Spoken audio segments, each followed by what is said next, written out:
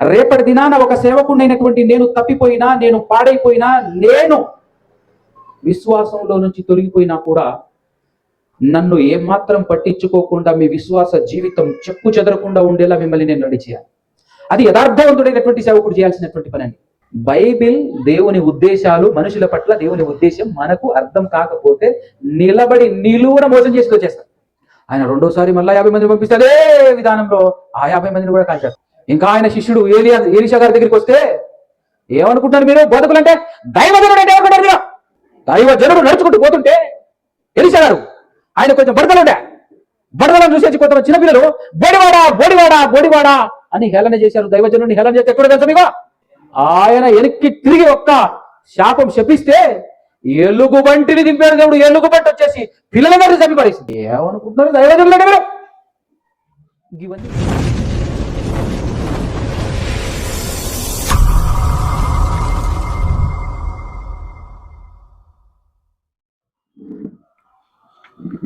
సర్వశక్తిమంతుడు, సర్వోన్నతుడు, సర్వాధికారి అయినటువంటి ఆ ఏకైక దేవునికి, ఆయన కుమారుడు, మన రక్షకుడైన యేసుక్రీస్తు ప్రభుల వారి ద్వారా పరిశుద్ధాత్మ సహాయముతోనే స్తుతి స్తోత్రాలు కృతజ్ఞతాస్తుతులు చెల్లించుచున్నాను. విధముగా ఆయన మాటలు విన్నటువంటి మాటలను హృదయంలో పదిలపరుచుకొని వాటి ప్రకారంగా బ్రతకాలి అనే ఆలోచన, ఆశ కలిగి వచ్చి కూర్చున్నటువంటి మీ అందరికీ కూడా క్రీస్తు పేరటనే నాకు శుభములు, వందనాలు తెలియజేస్తూ ఉన్నాను. అదేవిధముగా దేవుని కొరకు ప్రయాసపడుతూ మరి ఆయన మాటలు తెలియచేస్తూ కొందరినైనా అగ్నిలో నుంచి లాగినట్టు లాగి సత్వం వైపు నడిపించాలని ఆలోచన కలిగి తిరుగుతున్నటువంటి మరి సేవకులు, పెద్దలు, అన్నగారికి కూడా క్రీస్తు పేరట శుభములు, వందనాలు తెలియచేస్తున్నాను. మరి జాగ్రత్తగా మనం నిన్న ఏదైతే విన్నామో దానికి కంటిన్యూషన్గా కొన్ని విషయాలు మనం నేర్చుకునేటటువంటి ప్రయత్నం చేద్దాం. పిల్లల ఒక ప్రాముఖ్యమైనటువంటి విషయం ఏంటంటే, రాత్రి విషయాలు మీ హృదయంలో లేకపోతే ఈరోజు పాఠం కనెక్ట్ అవ్వదు, అర్థం కాదు. ఒక విషయం పరిపూర్ణంగా లేదంటే ఒక మన మదిలో మెదిలినటువంటి ప్రశ్నలకు సమాధానం అనేటటువంటిది దొరకదు. కాబట్టి దయచేసి నిన్న మీరు విన్నటువంటి విషయాలు మరలా ఒక్కసారి రిమైండ్ చేసుకుంటే ఈరోజు పాఠం బాగా అర్థమవుతుంది. నేను 2 నిమిషాలు జ్ఞాపకం చేసేటటువంటి ప్రయత్నం చేస్తాను. నిన్నటి దినాన మనం మాట్లాడుకున్నటువంటి సబ్జెక్ట్ ఏంటి అంటే, ఒకవేళ దానికి ఒక పేరు పెట్టాలి, ఒక టైటిల్ లాంటిది పెట్టాలి అని అనుకుంటే, పాస్టర్ మాటలు వినాలా, నమ్మాలా, లేకపోతే దేవుని మాటలు నమ్మాలా అనే టైటిల్ పెట్టొచ్చు. పాస్టర్ చెప్పినటువంటి లేదా సేవకులు అనబడేవాళ్ళు చెప్పినటువంటి మాటలు నమ్మాలా, లేకపోతే బైబిల్లో ఉన్నటువంటి మాటలు నమ్మాలా, దేవుని నమ్మాలా, పాస్టర్ని నమ్మాలా అని కూడా చెప్పొచ్చు డైరెక్ట్గా. ఎందుకంటే యేసుక్రీస్తు ప్రభుల వారు సహితము, ప్రియులారా మీరు బాగా ఆలోచన చేయండి, నేను మాట్లాడుతున్న మాటలు నావి కావు అని చెప్పాడంటే దాని లోతు అర్థం కావాలి మనకు. ఈరోజు చాలామంది సేవకులు దేవుని భయం లేక ఓన్ చేసుకుంటున్నారు మాటల్ని. నేను చెప్తే వినరా, నేను మాట్లాడితే మీరు నా మాటకు లోబడరా, నా మాటలు వినరా మీరు అని సంఘానికి ప్రభువులు అన్నట్టుగా ప్రవర్తిస్తున్నాడు. సంఘానికి ప్రభు అయిన ఆయనే అలా ప్రవర్తించలేదే కదా. యేసు ప్రభు అన్నాడు, నేనేం మాట్లాడవలెనో ఏం అనవలెనో మొత్తం నాకు నేర్పించి పంపించాడు నా తండ్రి అని చెప్పాడు. నేను చేయబోదన్నది కాదు అని ఓపెన్గా చెప్పినటువంటి మహానుభావుడు. మరి ఈరోజు మనం ఏం చేస్తున్నాం ఆలోచన చేయాలి. ఎందుకంటే సమాజంలో జరుగుతున్న దాన్ని చూసి విశ్వాసులందరినీ దేవునికి కనెక్ట్ చేయాలి, యేసుక్రీస్తు ప్రభుల వారి చెంతకు చేర్చాలి, ఆయన మాటల దగ్గరికి చేర్చాలి అనేటువంటి ఆశతోనే నేను నిన్న మాట్లాడినా ఈరోజు మాట్లాడిన. ఒక సేవకుడు లేదా ఒక పాస్టర్ చేయాల్సినటువంటి పని ఏంటంటే, విశ్వాసుల గుండెల్లో తను స్థానం సంపాదించుకోకూడదు, తన గుప్పెట్లో ఉంచుకోకూడదు. విశ్వాసులందరినీ దేవునికి కనెక్ట్ చేయాలి. ఎంత యథార్థమైనటువంటి రీతిగా కనెక్ట్ చేయాలంటే, ఒక సేవకుడు కూడా మనిషి కాబట్టి రేపటి దినాన ఒక సేవకుడైనటువంటి నేను తప్పిపోయినా, నేను పాడైపోయినా, నేను విశ్వాసంలో నుంచి తొలగిపోయినా కూడా నన్ను ఏమాత్రం పట్టించుకోకుండా మీ విశ్వాస జీవితం చెక్కు చెదరకుండా ఉండేలా మిమ్మల్ని నేను రెడీ చేయాలి. అది యథార్థవంతుడైనటువంటి సేవకుడు చేయాల్సినటువంటి పని అండి. నేను వెనకడుగు వేస్తే మీరందరూ లోకంలో కలిసిపోయే రీతిగాను, నన్ను బట్టి మీరు దేవుణ్ణిలో, నన్ను బట్టి మీరు నడిచే విధానంలోనూ ఉండకూడదు. నన్ను బట్టి దేవుడిని నమ్మకూడదు, దేవుడిని బట్టి నన్ను నమ్మాలి. అంటే ఒక్క మాటలో చెప్పాలంటేనండి, తప్పు లేదు, ప్రతి సేవకుడిని అనుమానించవచ్చు. అనుమానించడం అంటే మళ్ళీ వేరే విధంగా ఆలోచన చేయకండి. బెరెయ సంఘస్థులు పౌలు శీలను అనుమానించిన రీతిగా అనుమానించమని చెప్తున్నా. బెరెయ సంఘస్థులు పౌలు శీలను ఏ విధంగా అనుమానించారు అని అంటే, ఏమో మీరు చెప్తున్నారు బానే ఉంది, మీరు చెప్పింది అందులో ఉందో లేదో అది చెక్ చేసుకోవాలి, సరి చేసుకోవాలి. ఎందుకంటే అపోస్తలులు సైతం చెప్పారు, మీ ఆత్మలకు మీరే బాధ్యులు అన్నారు. అయ్యా నిన్ను నమ్మాము కదయ్యా, నీ మాట నమ్మాము కదయ్యా అని చెప్పేసి పాస్టర్ని పట్టుకొని ఊలాడితే ఏమొస్తుంది? ఆయన కూడా ఆయనే ఉంటాడు నరకంలో. ఏమన్నాడు? అవునా కదా? అందుకోసమే ఎవరి ఆత్మకు వాళ్ళే బాధ్యులు. అందుకోసం యేసు అంటాడు, ఏమి వినుచున్నారో జాగ్రత్త చూసుకోండి అని అంటాడు. అది ఆడుందో కూడా తెలియదు మనకు. రాసుకోండి కావాలనుకుంటే. మార్క్స్ వార్త 4:24 ఉంటుంది. మార్క్స్ వార్త 4:24 వచ్చినాం. చదవండి ఎవరైనా ఒకడు. మరియు ఆయన మీరు ఏమి వినుచున్నారో చెప్పాడా లేదా? ఎట్లుంటదంటే యేసుక్రీస్తు ప్రభువారి బోధ నేనైతే చెప్పేశాను, ఆ తర్వాత నన్ను అడగకపోతే నన్ను అడగొద్దు, ఆ తర్వాత మీరు ఎవరినో నమ్మి మోసపోతే నన్ను అడగటానికి లేదు. అంతేనా కదా? చేతులు దులిపేసుకోవటం. ఉన్నది ఉన్నట్టుగా చెప్పిన తర్వాత ఎవడు చెప్పినా కూడా అలా ఉందా లేదా అని చెక్ చేసుకునే బాధ్యత మీదే. చెక్ చేసుకోకుండా నమ్మితే పోయేది మీరే. అదవుతుందా? కాబట్టి మనం జాగ్రత్త, ఎవరి మాట నమ్మాలి ఎవరి మాట నమ్మకూడదు అని చెప్పేసి మనం అన్నింటికంటే ఎక్కువగా ప్రామాణికంగా బైబిల్ని తీసుకోవాలి, బైబిల్నే నమ్మాలి. ఎలాంటి బోధకుడు వచ్చేసి చెప్పినా కూడా అది ఉందా లేదా అని చెక్ చేసుకోవాలి. చెక్ చేసుకునే విధానం కూడా ఈరోజు మీకు ఒకటి నేర్పించి నేను పాఠం ముగించేస్తాను. ఎందుకంటే ఈరోజు సేవకులు అనుకునేటటువంటి వాళ్ళు, పాస్టర్లు అనేటటువంటి వాళ్ళు విశ్వాసులను భయపెడుతున్నారు. ఎలా భయపెడుతున్నారు అని అంటే, జనరల్గా మనిషి అనేటటువంటి వాడు ఎప్పుడు భయపడతాడో తెలుసా? ఎప్పుడు భయపడతాడంటే, ఏమి అర్థం కానప్పుడు భయపడతాడు, ఏమి రానప్పుడు భయపడతాడు, ఏమి కనబడనప్పుడు భయపడతాడు. అర్థమవుతుందా? వింటున్నారా? 3 విషయాలు చెప్పాను. ఏమి రానప్పుడు భయపడతాడు, రెండోది ఏమి కనబడనప్పుడు భయపడతాడు, ఏమి తెలియనప్పుడు భయపడతాడు. ఫర్ ఎగ్జాంపుల్గా బడికి వెళ్ళేటటువంటి పిల్లవాడు, కాలేజ్కి వెళ్ళేటటువంటి యవనస్తుడు, ఏమి రాదు, చదువుకోలేదు, పరీక్ష అంటే గజ వణుకుతాడు అనకడా, భయపడతాడు కదా. ఎందుకురా భయపడుతున్నాడు అంటే ఏమి రాదు. అన్ని చదువుకున్నవాడు భయపడతాడా? ఎప్పుడెప్పుడు పెడతాడా పరీక్ష అని చూస్తుంటాడు ఆయన. చదువుకున్నవాడు, తెలుసుకున్నవాడు. అంతేనా కదా? అలాగే బైబిల్ బాగా చదువుకున్నటువంటి వాడు ఏ మనిషికే భయపడ్డావు. బైబిల్ చదవలేనివాడు, బైబిల్లో ఏముందో తెలియనివాడు, ఎవరు చెప్పినా జ్ఞానం లేనివాడు ప్రతి మాట నమ్ముననే మాట ఉంటుంది ఒకటి. జ్ఞానం లేనివాడు అంటే తెలియనివాడు ఎవరేం చెప్పినా భయపడుతుంటాడు. బైబిల్ మొత్తం చదువుకున్నాం అనుకో, ఎలాంటి వచ్చి చెప్పినా ఆయన చెప్పింది ఉందో లేదో, అలా ఉందో లేదో చెక్ చేసుకొని అవసరం అనుకుంటే ముందే తెలుసుకొని ఉంటే అస్సలు ఏమాత్రం ఆయనకి భయపడ్డాం. ఇంకొక మాట ఏంటంటే, ఏమి కనబడనప్పుడు కూడా భయపడుతుంటాం మనం. చీకట్లో భయపడతామా లేదా? చీకట్లో నడిచేటప్పుడు దేని మీద నా కాలు పెడతామేమోనని, ఏదైనా మెత్తగా తగిలింది అనుకో ఎంత ఎగురుతాం. ఏదో తొక్కేసి అందరూ భయ, పాము ఏదో తొక్కేసి ఉంటాను అనుకుంటా అనేటటువంటి భయం ఉంటుందా లేదా? అందుకోసమే మనిషి జనరల్గానే చీకట్లో భయపడతాడు, డే టైం భయపడ్డు. అదే కదా, ఎవరైనా చీకట్లోనే భయపడేది. ఎందుకు చీకట్లో భయపడుతున్నావు నువ్వు? చీకట్లో ఈ లోకం ఎలాగైతే ఉంటుందో పట్టపగలు కూడా అలానే ఉంటుంది. ఎందుకు నువ్వు భయపడతావు అంటే జస్ట్ ఒకటే డిఫరెన్స్, వేరేదేమీ లేదు. పట్టపగలు నీట్గా ఏముందో ఏం లేదో కనబడుతుంది, రాత్రి ఏముందో ఏం లేదో కనబడదు. సో కనబడకపోతే భయపడతాడు, అర్థం కాకపోతే భయపడతాడు, తెలియకపోతే భయపడతాడు. అందుకోసమే నా కుమారుడు భయపడకూడదు అని చెప్పేసి ప్రతి ఒక్కరి చేతిలో మహాజ్ఞానం పెడితే దాన్ని చదవకుండా గజ అనుకుతున్నాం మనం అనవసరంగా. అవునా కదా? చదువు.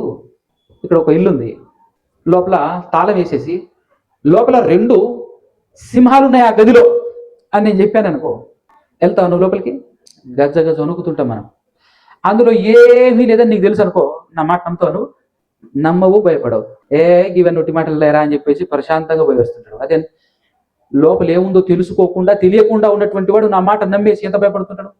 మీకు డిఫరెన్స్ అర్థం కావడానికి, మోసం ఎలా పోతున్నాం అని అర్థం కావడానికి చెప్తున్నాను. అయితే ఇప్పుడు ఇదే విధానంలో సేవకులు విశ్వాసులను తమ వశంలో ఎలా చేసుకుంటున్నారు. దీనికంటే ముందు ఒక బెస్ట్ ఎగ్జాంపుల్ ఏంటి అంటే, లోకంలో కూడా వైదిక మతంలో ఏం జరుగుతుంది అంటే, గ్రంథాల్లో ఏముందో ఎవరు చదవరు. గ్రంథాలను చదివేది ఒకే ఒక వర్గం వారు. వాళ్ళు చదివేసి మన దగ్గరకు వచ్చి ఆ గ్రంథానికి సంబంధించిన విషయాలు చదవాలి అని అంటే మనకు అర్థం కాని భాష చదువుతాం. ఇంకా గతం ఏం అర్థం అవుతుంది మనకు? వాళ్ళు ఏదో ఒక మంత్రం ఏదో చదివారు అనుకో, అసలు దాని అర్థం ఏంటో ఎవరో భయం అని చెప్పేసి భయపడుతుంటాం మనం. తెలిస్తే కదా, అలా తెలియనీయకుండా, అర్థం కానివ్వకుండా, ఎవరిని చదవనీయకుండా దేశాన్ని తమ గుప్పెట్లో ఉంచుకున్నారు తెలుసా?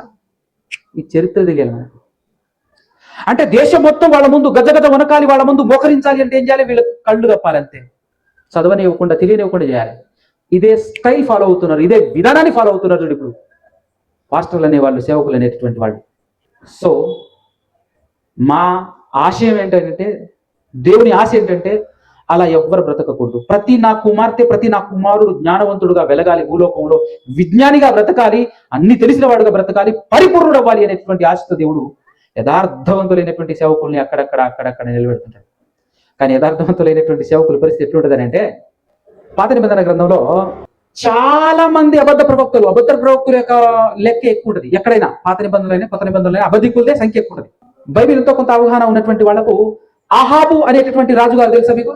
అహాబు అనేటటువంటి రాజు, నాకు తెలిసి ఆయనది 10వ నెంబర్ అనుకుంటాను.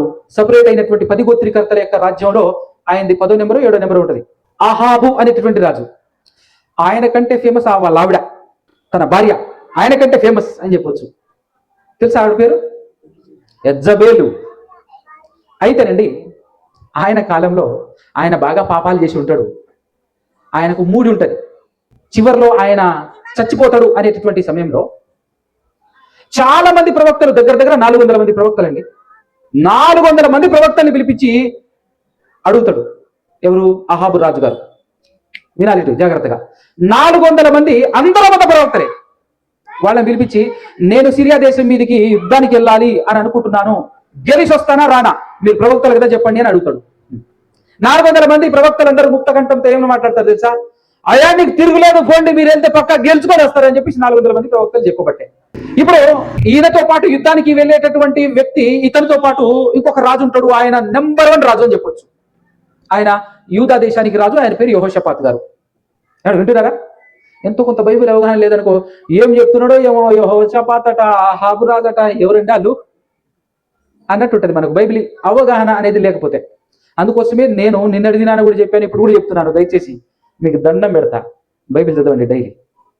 ఓ పూట భోజనం మానేసినా పర్లేదు కానీ బైబిల్ చదవండి, మోసపోకుండా ఉంటారు. అర్థమవుతుందా? అయితే ఆ రాజు అహాబు రాజు పాపాత్ముడు, యెహోషాపాతు గారు నీతిమంతుడు. యెహోషాపాతు గారు యూదా దేశానికి రాజు, అహాబు రాజు గారు ఇజ్రాయెల్ దేశానికి రాజు. యుద్ధానికి పోవాలనుకున్నది ఎవరు? అహాబు రాజు గారు, ఇజ్రాయెల్ దేశం యొక్క రాజు గారు. అదే సమయంలో చుట్టం కాబట్టి చూసి వెళ్దామని చెప్పేసి యెహోషాపాతు గారు వస్తే, మరి నాతో పాటు యుద్ధానికి వస్తా అంటే, నేను ఎందుకు రాను, నేను నీ వాడినే, నా జనం నీ జనమే అని చెప్పేసి సరే అని అంటాడు. సరే అని చెప్పిన తర్వాత ప్రవక్తలందరినీ పిలిపించి అడుగుతుంటే, నీతిమంతుడు గుర్తుపడతారండి, ఎవరు అబద్ధ బోధకులు, ఎవరు నిజమైన బోధకులు, ఎవరు గుర్తుపడతారు? దేవుని ఆత్మ కలిగిన వాళ్ళు గుర్తుపడతారు ఆ కాలంలో. అలా గుర్తుపెట్టినటువంటి ఆయన నిజమైన బోధకుడు, నిజమైన ప్రవక్త లేడా ఇక్కడ అని అంటే, అప్పుడు ఆయన చెప్తాడు, మికాయా అని ఒక ప్రవక్త ఉన్నాడు, మరి ఆయన పిలిపించండి, ఫస్ట్ ఆయన పిలిపించండి అని చెప్పేసి అంటే, ఆయన ప్రశాంతంగా ఇంట్లో ఉంటాడండి. మీరు బాగా వినండి, ఆయన ప్రశాంతంగా ఇంట్లో ఉంటే, ప్రశాంతంగా ఇంట్లో ఉన్న ప్రవక్తలు పిలిపించి మరి ఇక్కడికి రప్పించి మరి కొడతారు తెలుసా? నీతిమంతుడైన ప్రవక్త, నిజమైన ప్రవక్త పరిస్థితి అట్టుంటది. పిలిపించి మరి కొట్టి పంపిస్తారు. కొట్టి వదిలిపెడితే సరే అనుకుందాం, కొట్టిన తర్వాత ఒక్కడిని చేసి 400 మంది అబద్ధ ప్రవక్తలు కలిపి, ఇక్కడ ఎవరి మాట చెల్లుతుంది భూలోకంలో? వాళ్ళు 400 మంది, ఎక్కువ మంది కదా, వాళ్ళే చెల్లుతుంది. కొట్టింది మరి ఎవరు అనుకుంటున్నారు? రాజు కాదు, ప్రవక్తలందరూ కలిసి కొట్టారు. అందులో సిద్కియా అనేటోడు కూడా ఉంటాడు, అబద్ధ ప్రవక్త. ఆయన వచ్చేసి చంప మీద చొప్పటేస్తాడు. ఎవరికి? మికాయా అనేటటువంటి ప్రవక్త.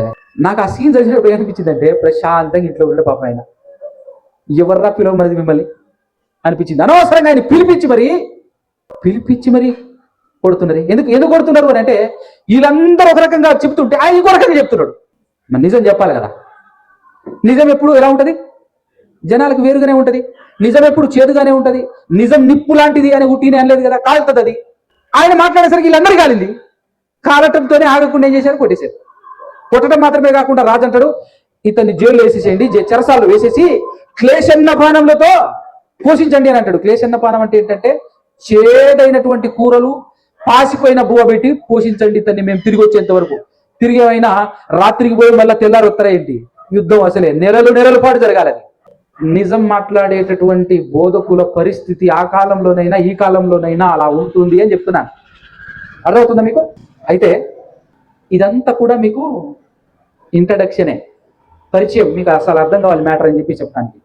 ఇప్పుడు మనం సబ్జెక్ట్లోకి ఎంటర్ అవుతాం. ఓకేనండి, ఇప్పుడు మనం సబ్జెక్ట్లోకి ఎంటర్ అవుతాం. జాగ్రత్తగా వినండి. ఈరోజు ఇదే విధానంలో కొత్త నిబంధన కాలంలో లేదంటే ప్రస్తుత కాలంలో కూడా అబద్ధం చెప్పేటటువంటి బోధకుల సంఖ్య ఎక్కువ. అనేకులు వాళ్ళే నిన్న కూడా చూసాం మనం. వీళ్ళు విశ్వాసులను భయపెట్టే విధానం ఏంటి అంటే, మీరు సేవకునికి భయపడాలి, సేవకుడు అంటే ఏమనుకుంటున్నారు మీరు అని అన్నప్పుడు ఏదో ఒకటి చెప్పకపోతే వాళ్ళు భయపడరుగా. మీకు సమూయేలు ప్రవక్త తెలుసా? దైవజనుడు సమూయేలు ప్రవక్తకు విరోధముగా మాకు రాజు కావాలని ఇశ్రాయేలీయులందరూ గుమిగూడి అడిగితే సమూయేలు ప్రవక్తకు కోపం వచ్చి ఆయన ప్రార్థన చేస్తే ఉరుములతో కూడినటువంటి వర్షం కురిసింది. అందరూ ఇబ్బంది పడ్డారు. ఏమనుకుంటున్నారు? దైవజనుడు అంటే ఆషమాష అనుకుంటున్నారా మీరు అని అనేసరికి మనకెట్టుంటది? అమ్మో నిజమే, ఆ ఒక్కటి చెప్తారనుకుంటున్నారా? సేవకుడు అంటే చిన్న చూపు చూడకండి, మీరు జాగ్రత్తగా ఉండాలి, భయపడుతున్నారే. మీకు ఏలియా ప్రవక్త తెలుసా?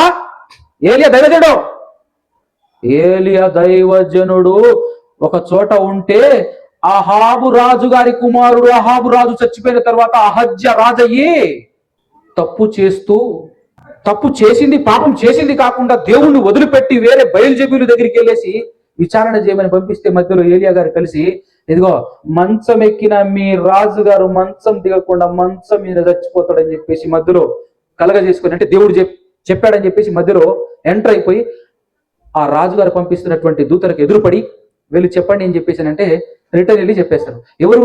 మేము మీకు కలిసింది ఎవరు, మీకు మాట చెప్పింది ఎవరు అని చెప్పేసి రాజు అని అంటే గొంగడు వేసుకొని ఉంటాడయ్యా. ఎవరంటే ఏలియా గారు అని అంటే అప్పుడు రాజుగారు ఏం చేస్తారు తెలుసా? రాజు దేశానికి రాజుగా పరిపాలన చేస్తున్నటువంటి రాజు ఏం చేస్తాడు తెలుసా?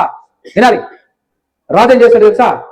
ఆయన బతకరండి బండి అని చెప్పేసి 50 మంది సైనికులను 50 మంది మీద అధిపతి అయినటువంటి అధిపతిని ఎవరి దగ్గరికి పంపిస్తారు తెలుసా? ఏలియా దగ్గరికి పంపిస్తారు. అప్పుడు వీళ్లకు కూడా రాజుకున్నటువంటి పొగరే, అలాంటి పొగరుతోనే వీళ్ళు వచ్చేసి ఏలియా గారు కూర్చొని ఉన్నటువంటి ప్రాంతానికి వచ్చేసి కొండ మీద కూర్చొని ఉంటే అక్కడికి వచ్చేసి ఏమని చెప్తారు తెలుసా?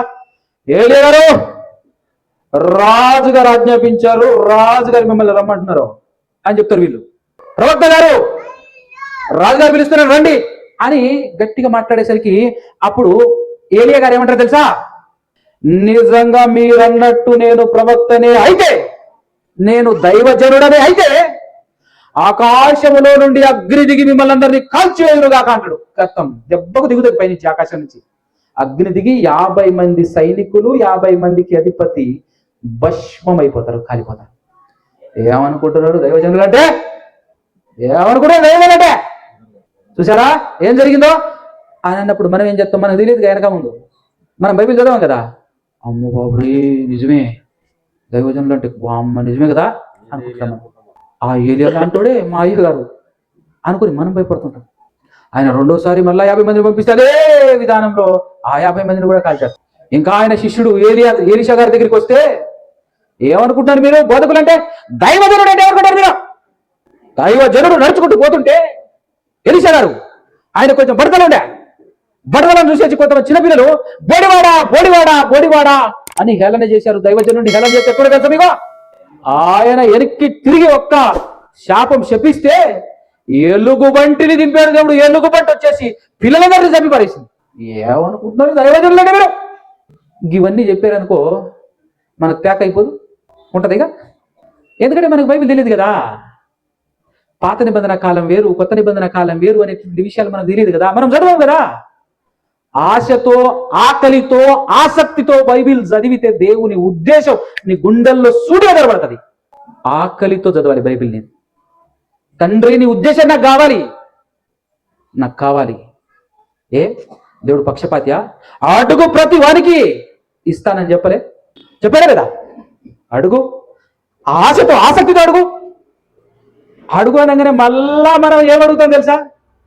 ప్రభు ఎర్రబట్టి కావాలి, పిచ్చికాయిదారు కావాలి అని అడుగుతాం. అడగమన్నవేవి కావమ్మా. అడుగుడి ఇవ్వబడునంటే ఈ లోక సంబంధమైనవి కాదు. అర్థమవుతుందా? అడిగితే ఖచ్చితంగా దేవుడు ఇస్తాడు, అడిగితే ఖచ్చితంగా ఇస్తాడు. ఇప్పుడు మనకు తెలియాల్సిన విషయం ఏంటో తెలుసా? కాలాలు లేదా దేవుని చిత్తం, దేవుని ప్రణాళిక. బైబిల్ని మనం 3 కాలాలుగా 3 భాగాలుగా డివైడ్ చేయాలి. మనకు తెలియకపోతే మనం మోసపోతాం. మొదటిది పితరుల యుగం అంటారు దాన్ని. పితరుల యుగం అంటే ఎప్పటి నుంచి ఎప్పటి వరకు తెలుసా? ఆదాము మొదలుకొని, వినండి జాగ్రత్తగా, ఆదాము గారు మొదటి మనిషి ఆదాము గారి మొదలుకొని ప్రవక్త అయినటువంటి మోషే గారి వరకు ఆ కాలమంతా ఒక యుగంగా, ఏ యుగం అది? పితరుల యుగంగా పిలువబడుతుంది. వినండి జాగ్రత్తగా.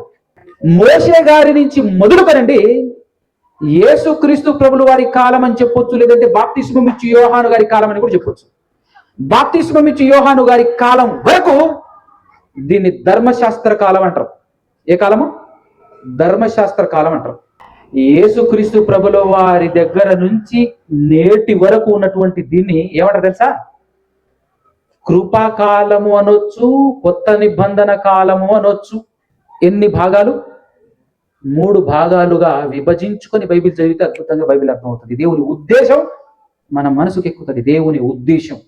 ఇప్పుడు పితరుల కాలంలో జరిగింది వేరు, తర్వాత ధర్మశాస్త్ర కాలంలో జరిగింది వేరు, ఇప్పుడు జరుగుతున్నది వేరు. అర్థమవుతుందా? వినండి జాగ్రత్తగా. ధర్మశాస్త్ర కాలంలో ఆజ్ఞలున్నాయి, పితరుల కాలంలో ఆజ్ఞలున్నాయా? లేవు. అయితే ధర్మశాస్త్ర కాలంలో పాత నిబంధన కాలం అని కూడా చెప్పొచ్చు. ఒక మాటలో పాత నిబంధన కాలంలో ఏదైతే జరిగిందో దాన్ని చూపించి, అలానే పాత నిబంధన కాలంలో ఉన్న దేవుడే ఇప్పుడు ఉన్నాడు. దేవుడు నిన్న నేడు రేపు ఏకరీతిగా ఉంటాడు. దేవుడు మారడు. ఆ కాలంలో ఉన్న దేవుడే ఈ కాలంలో ఉన్నాడు. మారడు దేవుడు అని అన్నప్పుడు నిజమే, కానీ తన నిబంధనలు, తన చిత్తాన్ని, తన ప్రణాళికలు మార్చాడుగా. అవునా కదా? దేవుడు మారడు, కానీ నీ విషయంలో తన ప్రణాళిక మారుతుందా లేదా? అర్థం కావాలా లేదా మనకు? మరి ఏకరీతిగా ఉండేవాడు దేవుడు అయితే మరి పాత నిబంధన ఎందుకు ఇచ్చినట్టు? పాత నిబంధన అని చెప్పేసి దాన్ని పాతది అని ఎందుకు పెట్టినట్టు? మళ్ళీ కొత్తది ఎందుకు ఇచ్చినట్టు? అది నిబంధన, ఇది నిబంధనే కదా. ఆలోచించాలి కదా మనం. ఎందుకు ఈ మాట చెప్తున్నానంటే, ఈరోజు సేవకులు అనుకునేటువంటి వాడు మోసం చేసే విధానం ఏంటో తెలుసా? ఈ కాలం వేరు, ఆ కాలం వేరు అన్నాం అనుకో, ఏమంటారు తెలుసా? ఆ కాలంలో ఉన్న దేవుడు వేరు, ఈ కాలంలో ఉన్న దేవుడు వేరా? ఆ దేవుడు ఈ దేవుడు కాదా? దేవుడు ఎప్పటికీ ఒక్కటిగా లేరా అని అంటారు. అప్పుడు మనం ఏమనుకుంటాం? నిజమే కదా అనుకుని మనం మోసపోతుంటాం. ఒకసారి పౌలు గారు నిండు ఆత్మపూర్ణుడైనటువంటి పౌలు గారు మాట రాశాడు. సో చదవండి ఒకసారి. అపోస్తల కార్యములు, అంటే ఆయన రాయలేదు, మాట్లాడింది ఆయన. పౌలు గారు మాట్లాడారు, లూకా గారు రాశారు. అపోస్తల కార్యం 17వ అధ్యాయం 30వ వచనం చూడండి. దీని గురించినటువంటి విషయాలు చెప్తా ఉన్నాడు. అపోస్తల కార్యములు 17వ అధ్యాయం 30వ వచనం. ఆ అజ్ఞాన కాలములలో అన్నాడు. ఏ అజ్ఞాన కాలము అంటే 14వ అధ్యాయం 15వ వచనంలో కూడా ఉంటుంది అనుకుంటా మాట. సచ్చు అయ్యలారా, మీరు ఎందుకు ఇలాగ చేస్తున్నారు? మేము కూడా మీ స్వభావం అంటే మీరు ఈ వ్యర్థమైన వాటిని విడిచిపెట్టి ఆకాశమును, భూమిని, సముద్రమును, జీవముగల దేవుని వైపు సువార్త ప్రకటించుచున్నాము. ఇది ఆయన అంటే దేవుడు గత కాలములలో, బాగా వినండి, గత కాలములలో సమస్త జనులను తమ తమ మార్గంలో ఏందో, మరి అప్పుడు అందరినీ తమ తమ మార్గంలో ఏందో నడవరించాడట. మరి ఇప్పుడు వినండి ఒక విషయం, మరి ఇప్పుడు విధానం మారుతుంది అని చెప్పడానికి, అది మీకు అర్థం కావడానికి చూపిస్తున్నాను ఈ వచనం. గత కాలంలో మనుషులందరినీ వారి వారి మార్గంలో నడవనిచ్చాడా లేదా? అవునా కదా? పాత నిబంధన కాలంలో కనానీయులు ఉన్నారు, ఫిలిస్తీన్లు ఉన్నారు, అమోరీయులు ఉన్నారు, అమాలేకీయులు ఉన్నారు, ఎదోమీయులు ఉన్నారు. అవునా? ఫిలిస్తీన్లు ఉన్నారు. వాళ్ళతో పాటు ఆ కాలంలో మన భారతదేశం ఉంది, ఇంకా అనేక దేశాలు ఉన్నాయి. కానీ ఏ దేశానికైనా సరే అందరూ కూడా దేవుడి పిల్లలే, అందరినీ పుట్టించింది దేవుడే, ఈ భూమి ఒక్కటే, దేవుడు ఒక్కడే అని అన్నప్పుడు ఆ కాలంలో కేవలం ఇజ్రాయెల్ని మాత్రమే పట్టుకొని ఇజ్రాయెల్ని మాత్రమే ఎందుకు నడిపించాడు? మిగతా వాళ్ళందరినీ ఏం చేశాడు? వదిలేశాడు. ఎలా? నడవని అని చెప్పి వదిలేశాడు. ఎందుకు వదిలేశాడు? మీకు అర్థం కావాలంటే ఇప్పుడు 17:30 చదవండి. ఏమన్నాడు 17:30లో? ఆ అజ్ఞాన కాలములలో దేవుడు ఆగలవాడ ఏం చేశాడంటే చూసి చూడనట్టు, మిగతా వాళ్ళందరినీ చూసి చూడనట్టు ఉన్నాడు. ఎందుకు? ఆయనకంటూ ఒక ప్రణాళిక ఉంది కాబట్టి, ఆయనకంటూ ఒక లెక్క ఉంది కాబట్టి. అంటే డిఫరెన్స్ కనబడుతుందా లేదా? అప్పుడు చూసి చూడనట్టున్నాడు. ఇప్పుడైతే అంటాడు చూడు, ఇప్పుడైతే అంతటను అందరూ, అది ఏ దేశమైనా, ఏ ప్రాంతమైనా, ఏ కులమైనా, ఏ మతమైనా, ఎవరైనా సరే అంతటను అందరూ పక్కా 100% నువ్వు మారు మనసు పొందాల్సిందే, రావాల్సిందే యేసు దగ్గరికి. నువ్వేమైనా come to the Jesus Christ అని చెప్పేసి అంటున్నాడు. ఎవ్రీబడి ఖచ్చితంగా నువ్వు ఎక్కడికి రావాలి? క్రీస్తు దగ్గరికి రావాల్సిందే. అందరూ మారు మనసు పొందాల్సిందే అనడా లేదా? మరి ఇంతకుముందు లెక్క వేరు, ఇప్పుడు లెక్క వేరు. మారిందా లేదా? మారుతుందా లేదా? అవునా కదా? మరి ఈ విషయాలు మనకు తెలియకపోతే మనం మోసపోతామా లేదా? అది అర్థం కావాలి మనకు. బైబిల్ దేవుని ఉద్దేశాలు, మనుషుల పట్ల దేవుని ఉద్దేశం మనకు అర్థం కాకపోతే నిలువున మోసం చేసి వచ్చేస్తాం. అర్థమవుతుందా? మీరు జ్ఞానవంతులు కావాలి, దానికోసమే నా ప్రయాస. మొత్తానికి ఇక్కడ ఒక విషయం అర్థం కావాలి. దేవుని ప్రణాళిక పాత నిబంధన కాలంలో వేరుగా ఉంది, ఇప్పుడు వేరుగా ఉంది. ఇప్పుడు అందరూ ఖచ్చితంగా మారాలి. అందుకోసమే సమస్త సృష్టికి వెళ్ళి సువార్తను ప్రకటించండి అని చెప్పాడు. ఇజ్రాయెల్కి చెప్పాడు అన్నమాట. ఇజ్రాయెల్కి చెప్పలే. ఆయనకంటూ ఒక ప్రణాళిక ఉంది, ఆయనకంటూ ఒక చిత్తం, ఆయనకంటూ ఒక లెక్క ఉంది కదా. కాబట్టి పాత నిబంధన కాలంలో ఇంత ప్రస్ఫుటంగా అన్ని విషయాలు బహిర్గతం కాలే. ఒక మాట చెప్పండి, సర్వసత్యం అందలేదు. కొన్ని విషయాలే, అది కూడా మర్మయుక్తంగా మాట్లాడాడు. పాత నిబంధన అనే దాని గురించి మాట్లాడుతూ అది ఛాయ అని అంటాడు తప్ప పాత నిబంధన సర్వం లేదందులో, సర్వసత్యం అనేది లేదందులో. సత్యాన్ని కూడా పాత నిబంధనలు ఎలా చెప్పాడో తెలుసా? గుప్తముగా చెప్పాడు, మర్మముగా చెప్పాడు, లోతుగా. ఎలా అంటే, నేను నిజం, నా నీడ ఉంటుంది చూసా, నేను లేకపోతే నీడు ఉండదు, నేనుంటేనే నీడు ఉంటుంది. నా వెనకాల కనబడే నీడని చూసి నన్ను గుర్తుపడతారా మీరు? ఎవరో ఒక మనిషి ఉన్నాడు అయితే అర్థమవుతుంది, ఎవరో ఒక వ్యక్తి ఉన్నాడు అనేది మాత్రం అర్థమవుతుంది నీడని చూస్తే. కానీ పర్టికులర్గా నన్ను గుర్తుపట్టగలరా? అది నీడ లాంటిది ధర్మశాస్త్రం, పాత నిబంధన. అంటే దేవుడు పాత నిబంధనలో అన్ని ఓపెన్గా చెప్పలేదు అనే విషయం మనకు అర్థం కావాలి. ఇది కూడా నేను ఉట్టి మాటలో చెప్పను. కావాలనుకుంటే ఒక్కసారి హెబ్రీయులకు రాసినటువంటి పత్రిక 10వ అధ్యాయం ఒక మాట చదవండి. 10వ అధ్యాయం 1వ వచనం. ధర్మశాస్త్రము అందరు తెరవాలి, అవసరం కూడా రాసుకోవాలి, తర్వాత ఇంటికి వెళ్ళి చెక్ చేసుకోవడం కోసం. ఆ ధర్మశాస్త్రము రాబోతున్న మేలుల ఛాయగలదియే గాని ఆ వస్తువుల నిజ స్వరూపము గలది అన్నాడా? ఏమన్నాడు? మళ్ళా దాన్ని ఫస్ట్ నుంచి. ధర్మశాస్త్రము రాబోతున్న మేలుల ఛాయ అన్నాడు. ఛాయ అంటే అర్థం ఏంటి తెలుసా? నీడనే. ఛాయ అంటే ఏంటండి? నీడ. రాబోతున్న మేలుల ఛాయయే గాని నిజం కాదది అన్నాడా లేదా? నిజ స్వరూపం లేదు అక్కడ అని చెప్పాడా లేదా? మరి నువ్వు దాన్ని ఎలా అర్థం చేసుకోవాలి? ఈరోజు అందరు ఎలా అయిపోతున్నారు తెలుసా? పాత నిబంధనను డైరెక్ట్గా తీసుకుంటున్నారు. అసలు పాత నిబంధన అండర్లోనే నువ్వు ఉండొద్దు అనేటువంటి విషయం ఈరోజు పాఠం మొత్తం చదువుతారు. కానీ అర్థం కావాలి మనకు, ప్రవక్తల లెక్కలు వేరు, ఈ రోజున్న బోధకుల లెక్కలు వేరు. బోధకుడు ప్రవక్తతో సమానుడు కాడు. ప్రవక్త లెక్క వేరు, నువ్వు వేరు. ప్రవక్తలంటే నిన్న దినాన్ని చెప్పాను, అది అజ్ఞాన కాలం కాబట్టి, సత్యం బయలుపడలేదు కాబట్టి వాళ్ళ ద్వారా దేవుడు జనాలను కంట్రోల్లో పెట్టే ప్రయత్నం చేశాడు. అందుకోసమే ఆకాశం నుంచి అగ్ని దించాడు. ప్రవక్తలు అగ్నిలో దూకితే కాపాడాడు. ఒక ప్రవక్త దానియేలు గారు సింహపు బోన్లో దూకితే కాపాడాడు. దేవుడు మారలే, ఆ రోజు ఈ రోజు ఒకటే విధంగా ఉన్నాడు అని చెప్పేసి నిప్పులో దూకితే ఏమైతుంది? ఇప్పుడు మళ్ళీ బయటికి రాము, అవునా కదా? ఆ రోజు దేవుడు ఒకటే అని చెప్పేసి సింహాల బోన్లో దిగితే ఎట్టుంటది? మళ్ళీ రావు బయటికి. దేవుడు ఆ రోజు ఈ రోజు ఒకటే అని చెప్పేసి సముద్రం ముందు పోయి 2 పాయలుగా అన్నావు అనుకో, ఎట్టుంటది? కొద్దిసేపు ఆగి అది నిన్ను స్వీకరించుకోలేదు, లోపల మారింది, అవునా కదా? ఇంకా చెప్పాలి అనుకుంటే, కొత్త నిబంధన, ఒక నిబంధన ఇచ్చేటప్పుడు దేవుడు ఏం చేస్తాడంటే, ఒక విషయాన్ని స్థాపించేటప్పుడు బలంగా స్థాపిస్తాడు. అంటే దాన్ని నమ్మాలంటే సూచక క్రియలు ఖచ్చితంగా కావాలి. అందుకోసమే మొదటి నిబంధనగా ఉన్నటువంటి పాత నిబంధన స్థాపించినప్పుడు సూచక క్రియలే, కొత్త నిబంధన స్థాపించబడుతున్న మొదటి శతాబ్దంలో సూచక క్రియలే. ఆ సూచక క్రియలు సర్వసత్యాన్ని స్థాపించడానికి మాత్రమే అనే విషయం నేటి బోధకులకు అర్థం కాక ఇప్పటికే జరుగుతున్నాయి, చేస్తా అని మోసం చేస్తూ ఉన్నటువంటి వాళ్ళు ఉన్నారు. మనం మోసపోతున్నాం. ఎందుకు? మనకు బైబిల్ తెలియదుగా. బైబిల్ తెలిస్తే మనం అడిగే ప్రశ్నలకు మామూలుగా ఉండదు. ఏం అడగాలి, ఎట్లా అడగాలి అంటే, నేను ప్రశ్నలు వేసినంత మాత్రాన మీరు అడగగలిగే స్థాయిలోకి వెళ్ళరు. అందుకోసం బైబిల్ చదవండి అంటున్నాను. జనరల్గా నేను ఒక దగ్గరికి వెళ్ళి అడిగింది ఎంత తెలుసా? కొత్త నిబంధనలు యేసు ప్రభు కాలంలో జరిగినటువంటి అన్ని ఇప్పటికీ కూడా జరుగుతాయి, అన్ని ఇప్పటికీ జరుగుతాయి అని చెప్పేసి మాట్లాడుతున్నటువంటి వ్యక్తికి ఒకటే ప్రశ్న అడిగా నేను. రైట్, నువ్వు చెప్పింది నేను నమ్ముతా, అయితే నా ప్రశ్న ఒకటి జవాబు చెప్పు అని చెప్పేసి అడిగాను. ఏం అడిగానంటే, ఇప్పుడు అపోస్తలులు చేసిన కార్యక్రమాలన్నీ ఇప్పుడు జరుగుతున్నాయి అని బోధిస్తున్నావు కదా, అన్ని జరుగుతున్నాయి కదా అన్న. అన్ని జరుగుతున్నాయి, ఈ మాట మీరే ఉండాలి, మరి మిస్ అవుతున్నావు నువ్వు అన్నాను. పక్క ఈ మాట మీరే ఉండాలి, అన్ని జరుగుతాయి కదా, అన్ని జరుగుతాయి అన్న. అయితే అననీయ సఫీరాలు తమకున్న స్థిరాస్తిని అమ్మి తీసుకొచ్చేసి ఇచ్చే విషయంలో కొంత దాచిపెట్టారు. దాచిపెట్టి అబద్ధం ఆడారు. దాంతో ఏం జరిగింది? చచ్చిరుకున్నారు. ఏమంటే అక్కడికక్కడే చచ్చిపోయారు. ఇప్పుడు ఈ లెక్క ప్రకారంగా చూస్తే సంఘంలో ఒక్కడైనా బతుకుతాడా? మీరు ఆలోచించండి. పోనీ మనం ఎన్నిసార్లు అబద్ధం ఆడలే? మనం ఎన్నిసార్లు దాచుకోలే? ఇంత వరకుంటాం, ఆ తర్వాత ఇంతే ఇస్తాం. పోనీ ఆ కాలంలో వాళ్ళు చేసినట్టుగా స్థిరాస్తులు మొత్తం అమ్మి సేవకుని దగ్గరికి అపోస్తుల దగ్గర పాదాల మీద పెట్టారు కదా వాళ్ళు. నువ్వు పెట్టావా? ఎవరైనా పెట్టారా మీలో? ఒక్కరు కూడా పెట్టలే. ఇంకా బతుకున్నది మీరు.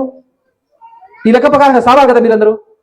ఏది ఒక్కరు చావలేదు? నేను పెట్టలేదు, నేను చావలే అంటే మనం అసలు క్రైస్తవం కాదా? మరో మాట మాట్లాడతాడు. ఇంకోసారి ఇతను ముందు కనబడ్డాం అనుకో, చాలా డేంజర్ క్యాండిడేట్ అని చెప్పేసి మళ్ళా కనపడలే ఆ పాస్టర్. చెప్పాలి కదా మరి, సమానం చెప్పాలి కదా. మరి అద్భుతాలు ఒకటే జరుగుతాయి, ఇది కూడా జరగాలి కదా. ఎవరిని మోసం చేస్తారు?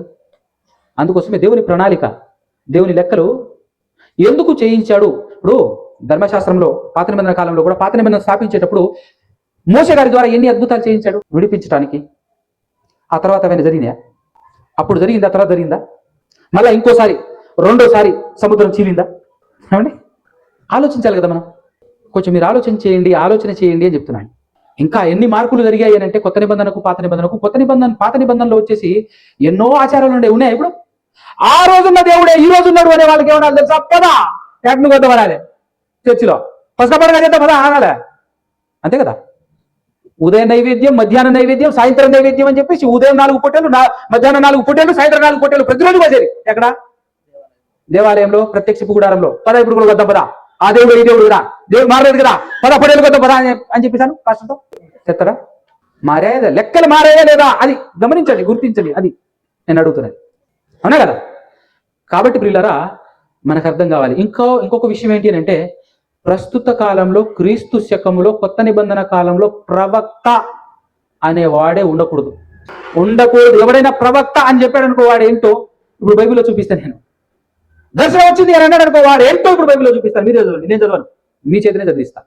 పాత నిబంధన కాలంలో మాత్రమే ప్రవక్తలు కానీ, కొత్త నిబంధన స్థాపించేంత వరకే దర్శనాలు కానీ ప్రవచనాలు కానీ, ఆ తర్వాత ప్రవచనాలు క్లోజ్, ప్రవక్తలు క్లోజ్, దర్శనాలు క్లోజ్ అని నేను చెప్పను, మీ చేత చదివిస్తా. పాత నిబంధనలో కూడా దేవుడు ప్రవక్తల చేత ఈ విషయం చెప్పించాడు. ఒకసారి జక్కరియా గ్రంథం మీరందరూ ఓపెన్ చేసి చదవండి. జక్కరియా గ్రంథం 13వ అధ్యాయము 1 నుంచి చదవండి. 13వ అధ్యాయం 1 నుంచి. ఆ దినమున అని ఎప్పుడు చెప్తున్నాడు అంటే, క్రీస్తుకు పూర్వము 4వ శతాబ్దం లేదా 3వ శతాబ్దం ప్రాంతంలో రాయబడుతున్న మాటలు ఇవి. క్రీస్తుకు పూర్వమే. ఎవరి గురించి అంటే, యేసుక్రీస్తు ప్రభుల వారి రాకడలో, యేసుక్రీస్తు ప్రభుల వారి రాకడ అంటే మొదటి రాకడ, రెండో రాకడ గురించి కాదు, మొదటి రాకడ, కొత్త నిబంధన విషయాలు మాట్లాడుతూ కొత్త నిబంధనలో ఏం జరగబోతుందో, ఏ విధంగా జరగబోతుందో, ఎలాంటి మార్పులు చేర్పులు జరుగుతున్నాయో అనే విషయాలు ముందే లేవనెత్తి దేవుడు ప్రవక్త ద్వారా మాట్లాడుతున్నాడు. జకరియా గారి ద్వారా అక్కడ చదువుతాడు. ఆ దినమున పాపాన్ని, అపవిత్రతను పరిహరించటానికి దావీదు సంతతి వారి కొరకును, యెరూషలేము నివాసుల కొరకును ఊట ఒకటి. ఊట అంటే ఇంతకుముందు ఏమన్నాడు? పాపాన్ని పరిహరించటానికి, పాపాన్ని నివారించటానికి ఊట ఒకటి తీయబడుతుందట. పాపం నివారణ, పాప హరణ ఎప్పుడు జరిగింది? పెద్దగా డెప్త్ వెళ్లాల్సిన అవసరం లేదు, ఓపెన్ గా అర్థమవుతుంది. యేసుక్రీస్తు ప్రభువుల రాకడతోనే కదా జరిగింది పాప నివారణ, పాప ప్రక్షాళన జరిగింది ఆయనతోనే కదా. అంటే ఆయన రాకడ గురించే మాట్లాడుతున్నాడు అనే విషయం నీటిగా అర్థమవుతుందా లేదా? అంటే క్రీస్తు రాకడ కాలంలో జరిగేటటువంటి విషయాలే మాట్లాడుతున్నాడు.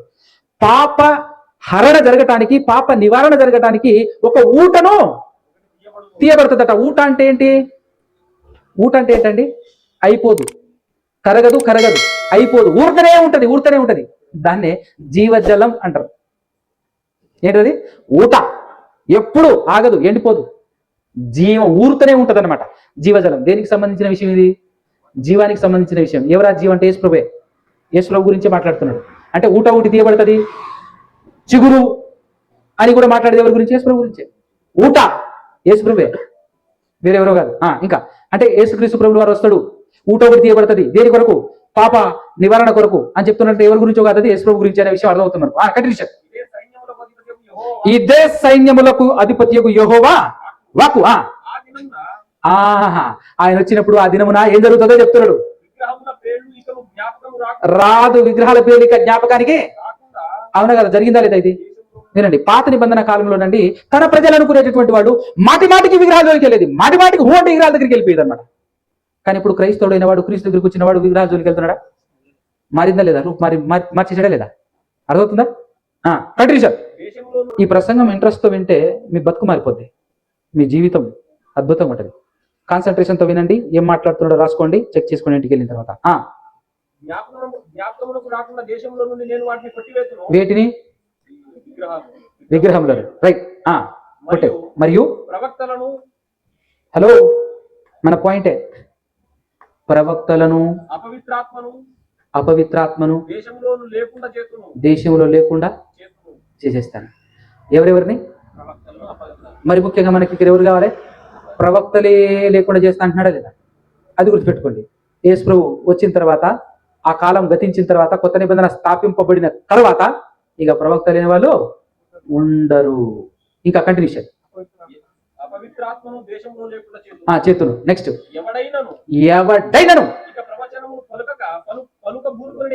ఇక ప్రవచనం పలకాలి అని ఎవడైనా ప్రవచనం పలకటానికి పూనుకుంటే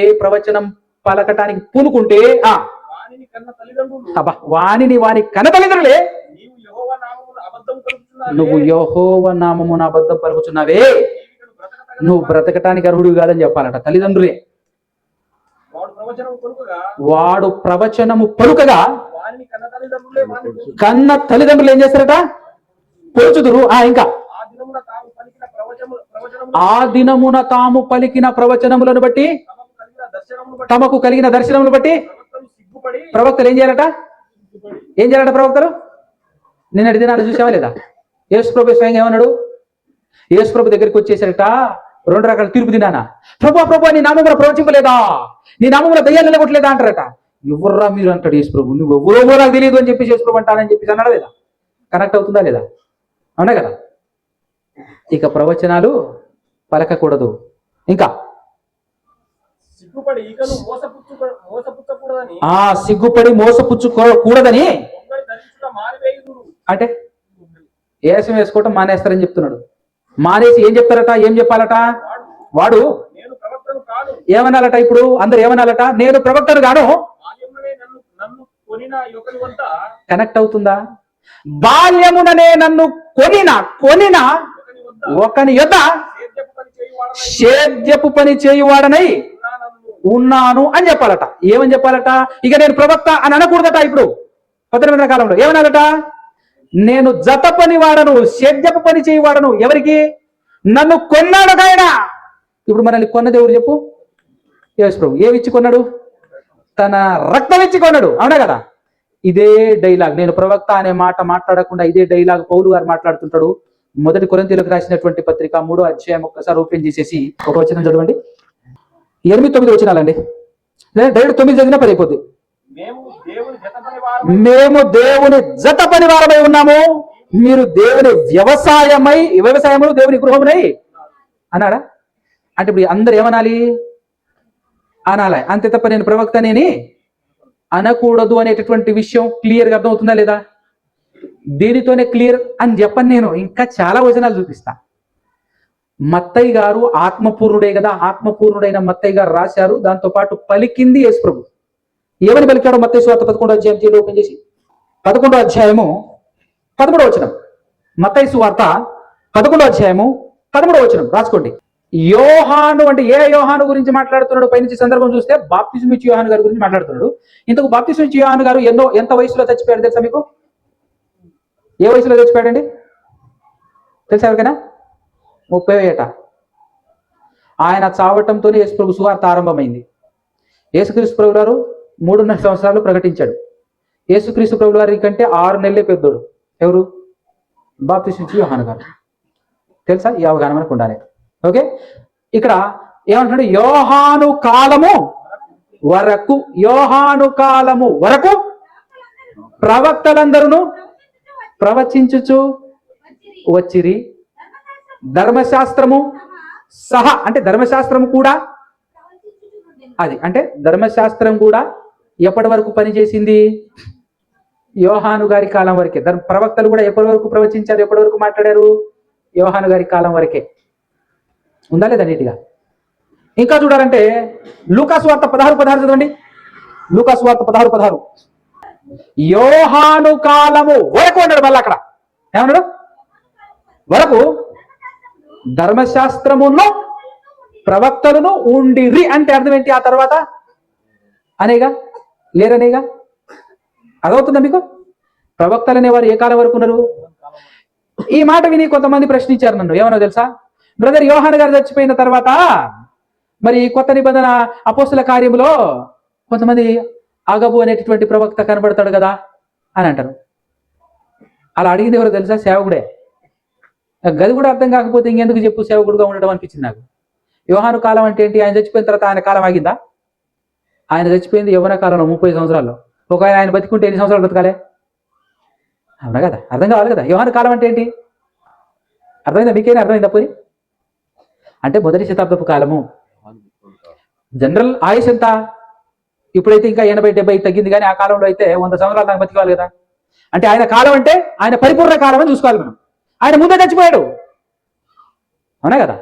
అంటే కొత్త నిబంధన పరిపూర్ణమయ్యేంత వరకు అక్కడక్కడ ప్రవక్తలుగా కనబడతారు తప్ప వాళ్ళు కూడా ఇక్కడ పెద్దగా ప్రవచించినట్టు పాత నిబంధన కాలంలో ప్రవక్తలు ప్రవచించిన విధానం ఉండదు. జస్ట్ సూచనలు, సలహాలు అంతే. ఇంకా ఆ తర్వాత ప్రవక్తలు అనేవాడు కనబడరు. అంటే ప్రవక్తలు అనేవాడు ఉండకూడదు. అసలు ప్రవక్త అనే మాటకు అర్థం ఏంటో తెలుసా పోని? ప్రభువు తరఫున వక్త. ప్రభువు తరపున వక్త ప్రవక్త. అంటే ప్రజలకు తెలియని విషయాలను దేవుడు అతనికి చెప్తే ఇతను ప్రజలకు చెప్పాలి. ఈ ఫెసిలిటీ ఇప్పుడుందా మనకు? ఇప్పుడుందా? కొత్తగా ఏదైనా చెప్పే అవకాశం ఉందా పైనుంచి? ఉందో లేదో ఎలా తెలియాలి? మనకి ఎలా తెలవాలి? మళ్ళీ మనకి ఏం చెప్పాలి? బైబిలే చెప్పాలి. ఎవరు చెప్పాలి? ఒకసారి చూద్దాం. గలతీయులకు రాసినటువంటి పత్రిక 1వ అధ్యాయం 8-9 వచనాలు చదవండి. గలతీయులకు రాసినటువంటి పత్రిక, జాగ్రత్తగా వినండి మాట. గలతీయులకు రాసినటువంటి పత్రిక 1వ అధ్యాయం 8-9 వచనాలు. చదవటం మాత్రమే కాదండి, ఇక్కడ అర్థం కావాలి మనకు ప్రతి పాయింట్. మేము అంటున్నది ఎవరు? ఇది మీకు అర్థం కావాలి. మేము అంటున్నది ఎవరు? మేము అంటే ఎవరాలు? మేము అంటే ఎవరు? అది అపోస్తలులందరికీ వర్తిస్తుంది. మేము అంటే అపోస్తలులైనటువంటి వారందరూ కూడా మేము మీకు ప్రకటించిన సువార్త కాకుండా, మీకు ప్రకటించిన సువార్త గాక అన్నాడంటే ఇంతకు వాళ్ళు మనకు ప్రకటించిన సువార్త ఎక్కడుందో అది కూడా తెలియాలి మనకు. మాట అర్థం కాదు, ఆ మాట అర్థం కాదు మనకు. ఎక్కడుంది చెప్పండి ఇప్పుడు ఆ సువార్త? ఎక్కడుందండి? అరే ఎక్కడో ఉండేగా, ఎక్కడుంది? ఇలా ఆలోచిస్తే ఏమైనా అర్థం అవుతుందా? అపోస్తలులు ప్రకటించిన ప్రకటనలు, వాడు ప్రకటించిన సువార్త ఎక్కడుంది అంటే, వాళ్ళు ఎప్పుడైతే ఆత్మను పొందుకున్నారో పెంతుకొస్తున్న పండుగ దినాన్ని అపోస్తల కార్యం 2వ అధ్యాయంలో ఉంటుంది చూడా, అక్కడి నుంచి స్టార్ట్ చేస్తే ప్రకటన గ్రంథం వరకు ఉన్నటువంటిది. మరి ఇంతకు ముందు ఉన్నటువంటి సువార్తలు దానికి ముందు రాయబడ్డాయి కాబట్టి అంతకు ముందు అనుకోకండి. వాళ్ళు పరిశుద్ధాత్మను పొందుకున్న తర్వాతే 4 సువార్తలు రాశారు. అక్కడ పెంతుకొస్తు పండుగ దినాన పరిశుద్ధాత్మను పొందుకున్న తర్వాతే 4 సువార్తలు కూడా తర్వాతనే రాశారు. ఆత్మ సహాయంతోనే రాశారు. అంటే ఒక మాటలో చెప్పాలంటే కొత్త నిబంధనలో ఉన్న 27 పుస్తకాలలో ఏముంది? మేము ప్రకటించిన సువార్త ఉంది. మేము అంటే అపోస్తలులు ప్రకటించిన సువార్త ఉంది. ఇప్పుడు చదవండి, ఇప్పుడు బాగా అర్థమవుతుంది. మేము ప్రకటించిన సువార్త గాక మరి ఒక సువార్తను, ఇంకొక సువార్తను, ఆఖరికి మేమైనను పరలోకము నుండి వచ్చిన ఒక దూత అయినను మీకు ప్రకటించిన ఎడల అతడు శాపగ్రస్తుడవును గాక. వా, ఎవరు ప్రకటిస్తే వాళ్ళు. అర్థమైందా? మీకు ఏమైనా అర్థమైందా? అంటే ఈ మాటను బట్టి మనకి ఏమో అర్థం కావాలంటే, నువ్వు ఎవడవైనాగా, ఏ పాస్టర్ అయినాగా, ఎవరివైనాగా, నువ్వు మళ్ళా ఇందులో చదువుకొని నేర్చుకునే చెప్పాలి తప్ప ఇందులో లేనిది చెబుతాను, నాకు దేవదూత వచ్చింది చెప్పింది అన్నావు అనుకో, నువ్వెవరు? శాపగ్రస్తుడివి నువ్వు అని అర్థం. నువ్వు శాపగ్రస్తుడివి అని అర్థం. అవునా కదా? అంటే నువ్వు ఏం చెప్పాలన్నా ఇందులో నేర్చుకునే చెప్పాలి. మేము ప్రకటించిన సువార్త మాత్రమే చెప్పాలి. మీరైనా ఆఖరికి మేమైనా. కొత్తది నాకు దేవుడు రాత్రి కల్లో చెప్పాడు, దేవదూత వచ్చి చెప్పింది అన్నాడు అనుకో, ఎవరితను? శాపగ్రస్తుడు అనే విషయం అర్థం కావాలా వద్దా? ఇది చదవకపోతే పాస్టర్ గారు కల్లో నాకు దేవుడు కనపడ్డాడు అని అంటే, ఒరే ఏ ప్రవక్తకు కనపడలేదు దేవుడు ఇప్పటి వరకు. యేసుప్రభు ఏమైనా అబద్ధం చెప్పాడా? యేసుప్రభు ఏం చెప్పాడండి? మీరు ఏ కాలమందైనను ఆయన స్వరూపము గాని చూడలేదు, స్వరము కూడా వినలేదు అని చెప్పాడు యేసుప్రభు. యేసుప్రభుకి ఏం తెలుసు? ఈ కాలంలో ఉన్న పాస్టర్లకి అంత తెలుసు. యేసుప్రభు కంటే ఎక్కువ తెలుసు. అంటవా? పోనీ యేసు ప్రభు అనుకో, యేసుక్రీస్తు ప్రభు వారి తదనంతరం సర్వసత్యం బోధించడానికి పంపబడినటువంటి పరిశుద్ధాత్ముడు కూడా అపోస్తలుల ద్వారా ఏం చెప్పించాడు తెలుసా? ఏ కాలమందైనా మీరు దేవుణ్ణి ఏ మానవుడు చూడలేదనేటువంటి స్టేట్మెంట్ అపోస్తలులు ఇచ్చారు ఆత్మ సహాయంతో. అంటే దీన్ని బట్టి ఏమర్థం కావాలి? పాత నిబంధనలో దేవదూతలే ప్రత్యక్షమై దేవదూతల ద్వారా దేవుడు మాట్లాడాడు అనే విషయం కొత్త నిబంధనలో బయలుపడుతుంది, ఓపెన్ గా అవుతుంది. కొత్త నిబంధనలో అపోస్తలులు చెప్పారు. ఇక కొత్త నిబంధనలో దేవుడు ఎలా మాట్లాడాడంటే తన కుమారుడి ద్వారా మాట్లాడాడు. పోనీ ఇప్పుడు తన కుమారుడైన యేసుక్రీస్తు ప్రభువారు ఏమైనా కొబ్బదీసి కల్లో కనపడి ఏమైనా మాట్లాడుతున్నాడా ఇది వీళ్ళతో? అది కూడా చూద్దామా? దేవుడైతే అప్పటికి ఇప్పటికి ఎప్పటికీ ఎవరికి కనపడలేదు, ఎవరితో మాట్లాడే అవకాశమే లేదు అనేటువంటి విషయం యేసు ప్రభు చెప్పాడు, పరిశుద్ధాత్ముడు కూడా చెప్పేశాడు. ఇక దేవదూతలు రారు అని ఎవరు చెప్పారు? దేవదూతలు వచ్చి నీకు చెప్పారు అనుకో, శాపగ్రస్తులు. ఏమైనా ఉంటే ఇందులో ఉన్నదే చెప్పాలి. ఆఖరికంటే కొత్త నిబంధనలో కూడా కొర్నేలి గారి దగ్గరికి దేవదూత వచ్చినా కూడా ఏమంటారు తెలుసా? దేవదూత ఏమంటారు తెలుసా? దేవదూత వచ్చి ఏమి చెప్పదు, నాకేం తెలియదు, పేదరుని పిలిపించుకోవడం అంతే. ఏమంటే పేదరుని పిలిపించుకో, పేదరు గారు వచ్చేసి ఏం చెప్తే విను అని చెప్పేసి కొర్నేలి దగ్గరికి చెప్తారు తప్ప కొత్త విషయం ఏమైనా చెప్తుందా? ఏ ఇన్ఫర్మేషన్ ఇవ్వదు. అది కూడా కొత్త నిబంధన పరిపూర్ణంగా ఎస్టాబ్లిష్మెంట్ కాని కాలం కాబట్టి అక్కడక్కడ దేవదూతల ప్రత్యక్షం ఉంటుంది. కానీ కొత్త నిబంధన కంప్లీట్ అయి సమాప్తం అన్న తర్వాత ఇక మళ్ళీ పైనుంచి ఎవరైనా వచ్చే అవకాశం ఉంటుందా? అవునా కదా? ఇప్పుడు యేసుక్రీస్తు ప్రభు గారు పోనీ ఏమైనా వీళ్ళకి కనబడుతున్నాడో ఈ కాలంలో ఏమైనా ప్రత్యక్షం అవుతున్నాడో చూద్దాం ఒకసారి. కొరింథీయులకు రాసినటువంటి మొదటి కొరింథీ పత్రిక 15వ అధ్యాయం తీయండి, 6 నుంచి చూడండి. 15వ అధ్యాయం 6వ వచనము నేను చదువుతాను వినండి. అటు పిమ్మట 500కు ఎక్కువైన సహోదరులకు ఒక్క సమయమందే కనబడెను. ఎవరు కనబడడు అంటే చనిపోయి తిరిగి లేపబడిన తర్వాత యేసుక్రీస్తు ప్రభువారు 500 మందికి ఒక్కసారి కనబడాడంట. వీరు అనేకులు ఇప్పటి వరకు నిలిచి ఉన్నారు. ఇప్పటి వరకు అంటే 2025 వరకు అనుకోకండి. ఈ మాట రాస్తున్న కాలానికి పౌలు గారు బతికి ఉండి మాట రాస్తున్న కాలానికి ఇప్పటికీ బతికి ఉన్నారు వాళ్ళు అని చెప్పేసి అంటున్నాడు. ఇప్పటి వరకు నిలిచి ఉన్నారు, కొందరు నిద్రించారంటే కొంతమంది చచ్చిపోయారు. 7వ వచనం. తర్వాత ఆయన యాకోబుకును అటు తర్వాత అపోస్తలులకందరికీ కనబడెను. ఎవరు? యేసుక్రీస్తు ప్రభువు గారు. నెక్స్ట్ అందరికీ కడపట అంటే అర్థం ఏంటో నాకు చెప్పండి మీరు. నాదైతే మదర్ టంగ్ తెలుగు కాదు, మీదే. కాస్త నాకు చెప్పండి. అందరికీ కడపట అనే మాటకు అర్థం ఏంటి? ఏమన్నా గారు అర్థం ఏంటి? దాని అర్థం ఏంటి? అందరికంటే లాస్ట్, అందరికంటే చివర, అందరికంటే లాస్ట్ కాలం కాని కాలంలో నేను పుట్టాను, ఆ కాలమందు పుట్టినట్టున్న నాకును కనబడేను అని ఎవరు చెప్తున్నారు? అంటే ఇప్పుడు ఈ లాస్ట్ అండ్ ఫైనల్ చిట్ట చివర లాస్ట్ ఎవరికి కనబడ్డారట? ఈ రోజు నాకు కూడా కనబడ్డారు అని నేను అన్నాను అనుకో, యేసుక్రీస్తు ప్రభుల వారు నాకు కూడా కనబడ్డాడు అని నేను అన్నాను అనుకో, ఇప్పుడు పౌలు గారు చివరిది ఎట్లయితుంది? నాది చివరిది అవుతుంది, పౌలు గారి చివరిది ఎట్లయితుంది? ఆత్మపూర్ణుడైన పౌలు గారు ఇంత అబద్ధం ఆడవచ్చా? అంతేనా కదా? మరి ఇప్పుడు నాకు కనబడితే మరి అది అబద్ధమే, పౌలు గారు చెప్పింది అబద్ధమే. పౌలు గారికి ఆత్మ సహాయం లేదు, ఏం లేదు అనాలి మనం. ఇప్పుడు ఆయన అబద్ధమే రాశాడు ఇందులో అని అనాలి, అంతేనా? మరి చాలా మందికి తెల్లటి వేషం వేసుకొని చాలా మందికి కనబడతారు కదండి. కొంతమంది చూసిన వాళ్ళు కూడా వచ్చి నా దగ్గరికి వచ్చి చెప్పారు, సరే మీరు చెప్తుంది వాక్యానుసారంగా అంతా పర్ఫెక్ట్ గానే ఉంది కానన్నా, మరి నాకు కనబడేది ఎవరన్నా నాకు అర్థం కావట్లేదు. నాకు కనబడింది ఎవరు? మరి నాకు నిజమన్నా, నేనైతే అబద్ధం అట్లేదు అర్థంగా చెప్తున్నాను, నాకైతే కనబడరన్నా. తెల్లగా పైనుంచి కింద వరకు తెల్లగా. అప్పుడు నేను అన్నాను, కొంచెం ధైర్యం చేసి దగ్గరికి వెళ్ళి తెల్లగా కనపడుతున్న దాన్ని అలా తీసేసి ఉంటే బాగుండేది, నల్లగా కనపడేది లోపల. అన్న జోకు లేకండి అన్న, ఓపెన్గా చెప్పండి అన్న అన్నాడు. నేను జోకు లేట్లేదు, నేనే నిజమే చెప్తున్నాను, ఒకసారి వాక్యం చదువు అన్నాను. ఎక్కడుందన్న అన్నాడు. 2వ కొరింథీ పత్రిక 11వ అధ్యాయము 14. ఇది ఏం ఆశ్చర్యపడకండి, అది ఆశ్చర్యమేమి కాదు. ఎవరు? సాతానట. సాతాను తానే ఏ వేషమట? వెలుగు దూత వేషం. మాట అర్థమవుతుందా? చాలా మంది పాస్టర్లకు కూడా అర్థం కాని మాట ఇది. ఏమంటారు తెలుసా? వెలుగు దూత అంటే ఎవరు? మీరు చెప్పండి, వెలుగు దూత ఎవరండి?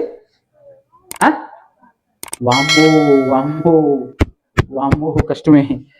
ఏంటి? సాతానుడు వాడు చీకటి సంబంధి కదా, వాడు అంధకారానికి అధికారి కదా, వాడు అంధకారానికి సంబంధించినోడు, వాడు వెలుగెట్లయితాడు? వెలుగెవరు కదా? వెలుగుగా పంపబడినటువంటి వాడు ఎవరు? యేసుక్రీస్తు ప్రభువు. లోకానికి వెలుగు ఎవరు? యేసుక్రీస్తు ప్రభువు. దూత అంటే పంపబడిన వాడు అని అర్థం. దూత అంటే పంపబడిన వాడు అని అర్థం. అంటే వెలుగు దూత ఎవరంటే యేసుక్రీస్తు. మలాకీ గ్రంథంలో యేసుక్రీస్తును కూడా దూత అన్నాడు. దూత అంటే అర్థం ఏంటి? దేవదూత కాదు. మనుషుల్ని కూడా కొన్నిసార్లు బైబిల్లో, మనకు బైబిల్ తెలియదు కాబట్టి అర్థం కావట్లేదు, కానీ బైబిల్లో మనుషుల్ని కూడా దూత అంటుంటారు. దూత అంటే ఒక వార్తను మోసుకొని వెళ్ళేటటువంటి వాడిని దూత అని అంటారు. అలా అని చెప్పేసి ఆయన దేవదూత కాదు. దేవదూత వేరు, మనుషుల్ని కూడా కొన్నిసార్లు దూతలుగా సంబోధించబడింది బైబిల్లో. యేసుక్రీస్తు ప్రభువులను కూడా కొత్త నిబంధన దూత అంటారు. అంటే వెలుగు సంబంధించిన దూత. వెలుగు దూత ఎవరంటే యేసుక్రీస్తు ప్రభువులారు. సాతాను అనకండి. సాతాను వాడు చీకటి దూత. వాడు చీకటి సామ్రాజ్యానికి అధిపతి. వాడు చీకటి దూత. చీకటి దూత ఏం చేశాడట? వెలుగు దూత యొక్క వేషం. ఎవరి వేషం? వెలుగు దూత ఎవరు? యేసు ప్రభు. యేసుక్రీస్తు ప్రభు వారు వేషం వేశాడట వాడు. అది ఇప్పుడు చదవండి, భలే అర్థమవుతుంది. ఇప్పుడు సాతాను కొత్త రోజునం తానే, అంటే స్వయంగా తానే వెలుగు దూత అన్న దగ్గర యేసు ప్రభు పెట్టండి. తానే యేసు ప్రభు వేషము ధరించుకున్నాడు. వాడు చీకటి దూత, కానీ వాడు ఏం చేశాడు? వెలుగు దూత వేషము ధరించాడు. ఇప్పుడు వెలుగు దూత వేషం ధరించుకొని నీ దగ్గరకు వచ్చి ప్రత్యక్షం అయ్యాడు అనుకో, ఎట్ట కనపడతాడు? తెల్లగానే కనపడతాడు. నువ్వేమో బైబిల్ చదువుకోకుండా ప్రభు ప్రభు ప్రభు ప్రభు ప్రభు ప్రభు ప్రభు అని చెప్పేసి రేంబుకులు ప్రార్థన చేస్తావు. అప్పుడు ఇదేదో బాగుంది. యాక్చువల్గా సాతాను అడ్డగించేది ఏదో తెలుసా? వాక్యం నీ గుండెల్లో ఉంటే సాతానుడు నిన్ను మోసం చేయలేడు.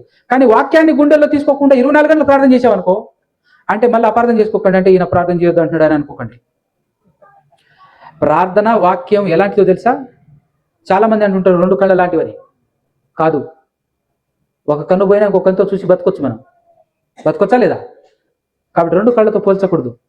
వాక్యము ప్రార్థన ఎలాంటిదంటే పక్షికున్న 2 రెక్కలు లాంటివి. ఒక రెక్క తెగితే పక్షిని ఎగరమను. మనకి 2 లేకపోతే 2 ఉండాలి.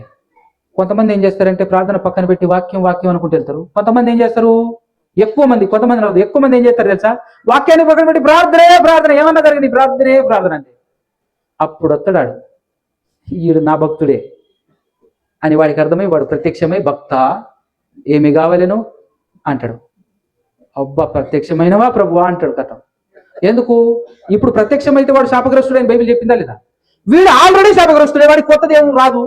కొత్తగా ఏమైనా ఒరుగుతుందా వాడికి? ఇప్పుడు ఆల్రెడీ వాడి శాపగ్రస్తుడే కాబట్టి వాడు ఏ వేషం వేసుకొని ఇచ్చినా వస్తాడు, నిన్ను మోసం చేస్తాడు. నువ్వేమనుకుంటావు? అమ్మా యేసు ప్రభు కనపడ్డా భయ నాకు అనుకుంటావు.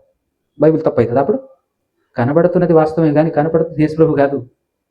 బైబిల్ పిన్ టు పిన్ చదివితే అద్భుతంగా అర్థమవుతుంది మనకు. అవునా కదా? చూసారా వాడేమన్నాడు? సాతానుడు తానే వెలుగు దూత యొక్క వేషము వేసుకొని వచ్చాడు, దీనికి మీరు ఆశ్చర్యపడకండి అని అన్నాడు. గనుక వానికి కూడా పరిచారకులు ఉన్నారట. వాని పరిచారకులు కూడా ఏం చేశారట? నీతి పరిచారకుల వేషం వేసుకొని వచ్చారు. ఇప్పుడు వాళ్ళని ఎలా పసిగట్టాలంటే ఈజీ అండి. క్రైస్తవ్యం ఆత్మ సంబంధమైంది. ఏ పాస్టర్ అయితే శరీర సంబంధమైన బోధ చేస్తూ శరీర సంబంధమైన లాభాలు బోధిస్తున్నాడో అతనే సాతాను సంబంధి లేదా సాతాను పరిచారకుడు. అర్థమవుతుందా? రెండోది, డబ్బుకు దేవునికి పడదు అని బైబిలే చెప్పింది. యేసు ప్రభువు స్వయంగా చెప్పాడు. 2 యజమానులు, ఏదో ఒకరి వైపే ఉంటావు, 2 వైపు ఉండడం సాధ్యపడదు. ఒకటి దేవుడు, ఇంకొకటి సిరి డబ్బు అని చెప్పాడు. అలాంటిది దేవుణ్ణి వదిలేసి పుకారు దేవుడు దేవుడు దేవుడు అనే పుకారు వినబడుతుంటది, కానీ శికారు మాత్రం ఎవరితో ఉంటది? డబ్బుతో ఉంటది. అంత ధనార్జనే ధ్యేయంగా, ధన సంపదనే ఒక ఆశగా సాగిపోతూ ఉంటారు. పసిగట్టొద్దు మనం. పాత నిబంధన కాలంలో ఏ దైవజనుడు, ఆత్మ కలిగిన ఏ దైవజనుడు ధనం వైపు రాడు కూడా. నిన్న దినాన కొన్ని విషయాలు చెప్పాను, మీ ముందు ఉంచాను. సో ఇప్పుడు దీన్ని బట్టి మనకు అర్థం కావాలి, ఎవరు ప్రత్యక్షం అవ్వాలి? ఎవరు ప్రత్యక్షం అవుతాడు? దేవుడు కనబడే అవకాశం లేదు. యేసుక్రీస్తు ప్రభువుల వారు చివరిగా కనబడింది ఓన్లీ పౌలు గారికి. ఇంకా దేవదూతల సంగతి అంటావా? ఇప్పుడు చూసాము, అవకాశం ఉందా? అవకాశం. అందుకోసమే ఇప్పుడు దేవుడు ఏదో నాకు చెప్పాడు, నేను మీకు ప్రవర్తిస్తా అని అనే అవకాశం ఉందా? నువ్వేం చెప్పినా ఇందులోనే చెప్పాలి. ఇప్పుడు బైబిల్ పరిపూర్ణ గ్రంథమా కదా? సంపూర్ణ గ్రంథమా కదా? మరి సంపూర్ణ గ్రంథం అయితే అన్ని విషయాలు అందులో దాగి ఉండాలి. నువ్వేం చెప్పినా అది నేర్చుకుని అందులో నుంచే నువ్వు నాకు చెప్పాలి. కానీ ప్రత్యేకంగా ఇందులో లేని దేవుడు ఏదో నాకు చెప్పాడు అంటే ఇతను ఎవరు? దాన్ని పసిగట్టగలిగే జ్ఞానం నీకు నాకు మనకు ఉండాలా వద్దా? ఉండాలంటే ఇది చదవాలా వద్దా? చదవకపోతే మనకి ఎటు తెలుస్తుంది? అనా కదా? ఇప్పుడు ప్రతి మాట నేను పిన్ టు పిన్ వచనం చూపిస్తే చెప్తున్నానా లేదా?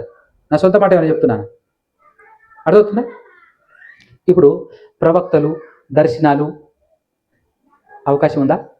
కానీ ఒకటి పాయింట్ గుర్తుపెట్టుకోండి, దర్శనాలు ఇస్తాడు, ప్రవచనాలు ఇస్తాడు సాతానుడు. కొన్ని నెరవేరుతాయి, కొన్ని పోతాయి.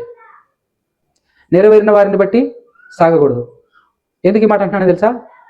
నెరవేరిన దాన్ని బట్టి అంటే, ఇప్పుడు చీకట్లో బాణం వేస్తేనంట ఏదో ఒకటి తగులుతుంది. చీకట్లో రాయేస్తే సామెత కూడా ఉంది కదా, తగిలిందనుకో తగిలింది తగిలింది తగిలింది అంటావు, తగలకపోతే పట్టించుకో. ఇక్కడ మాత్రమే కాదు, బయట ఉన్నటువంటి అన్య జనాల్లో కూడా ఇదే జరుగుతుంది తెలుసా. బాబాలు ఎందుకు ఫేమస్ అవుతుందో చెప్పు. వాళ్ళు 4 మాటలు చెప్తారు, 10 మాటలు చెప్తారు, అందులో 4 సత్యం అవుతాయి, 6 జరగవు, లేదా 6 జరుగుతాయి, 4 జరగవు. జరగని వాడు ఎవడు పట్టించుకోడు, జరిగిందనుకో విడిచిపెట్టడు. ఏమనుకున్నావు, ఆ బాబా మామూలు బాబా కాదు, ఆయన చెప్పినట్టు జరిగింది మా ఇంట్లో తెలుసా అని అనగానే జరగనోడు ఏమని తెలుసా, నాకు ఎందుకు లేనిపోయింది తలకైనా అని చెప్పేసి ఆయన అయిపోయింది, ఏదో అయిపోయింది, మహా అంటే మా 50,000 అయిపోయినాయి, అయిపోతే పోయిన వెళ్ళిపోతాడు. టెన్షన్ ఎందుకు, రిస్క్ ఎందుకు నాకు అనవసరంగా. ఇప్పుడు పోయి నా పనులన్నీ మానేసి ఆయన దొంగ, ఆయన చెప్పింది నాకు జరగలే అని నిలబడతాడా? అలాంటి సాహసం ఎవరు చేయరు. కాబట్టి బాబాలు సాగిపోతున్నారు, ఇదే స్టైల్లో ఈరోజు పాస్టర్లు సాగిపోతున్నారు. అంటే మనకు ఇటు అటు అవగాహన ఉండాలి, లేకపోతే మోసపోతాం మనం. బయట జరుగుతుంది, లోపట జరుగుతుంది. నేను నిన్నటి దినాలు కూడా చెప్పాను, సమగ్రమైనటువంటి ఆలోచన లేకపోతే మోసపోతాం మనం. అన్ని చూడాలి, గుడ్డోళ్ళు లెక్క బాయిలో కప్ప లెక్క మనం బతకూడదు. బైబిల్ చదవాలి, దాంతో పాటు ప్యారలల్ గా ఏ జ్ఞానం ఉండాలి, లోకంలో ఏం జరుగుతుందో కూడా తెలియాలి. అప్పుడే మనకు సమపాళ్ళుగా అద్భుతమైనటువంటి సత్యం అర్థమవుతుంది. మోసపోకుండా ఉంటాం మరి ముఖ్యంగా, అవునా కదా? అర్థమవుతుందా?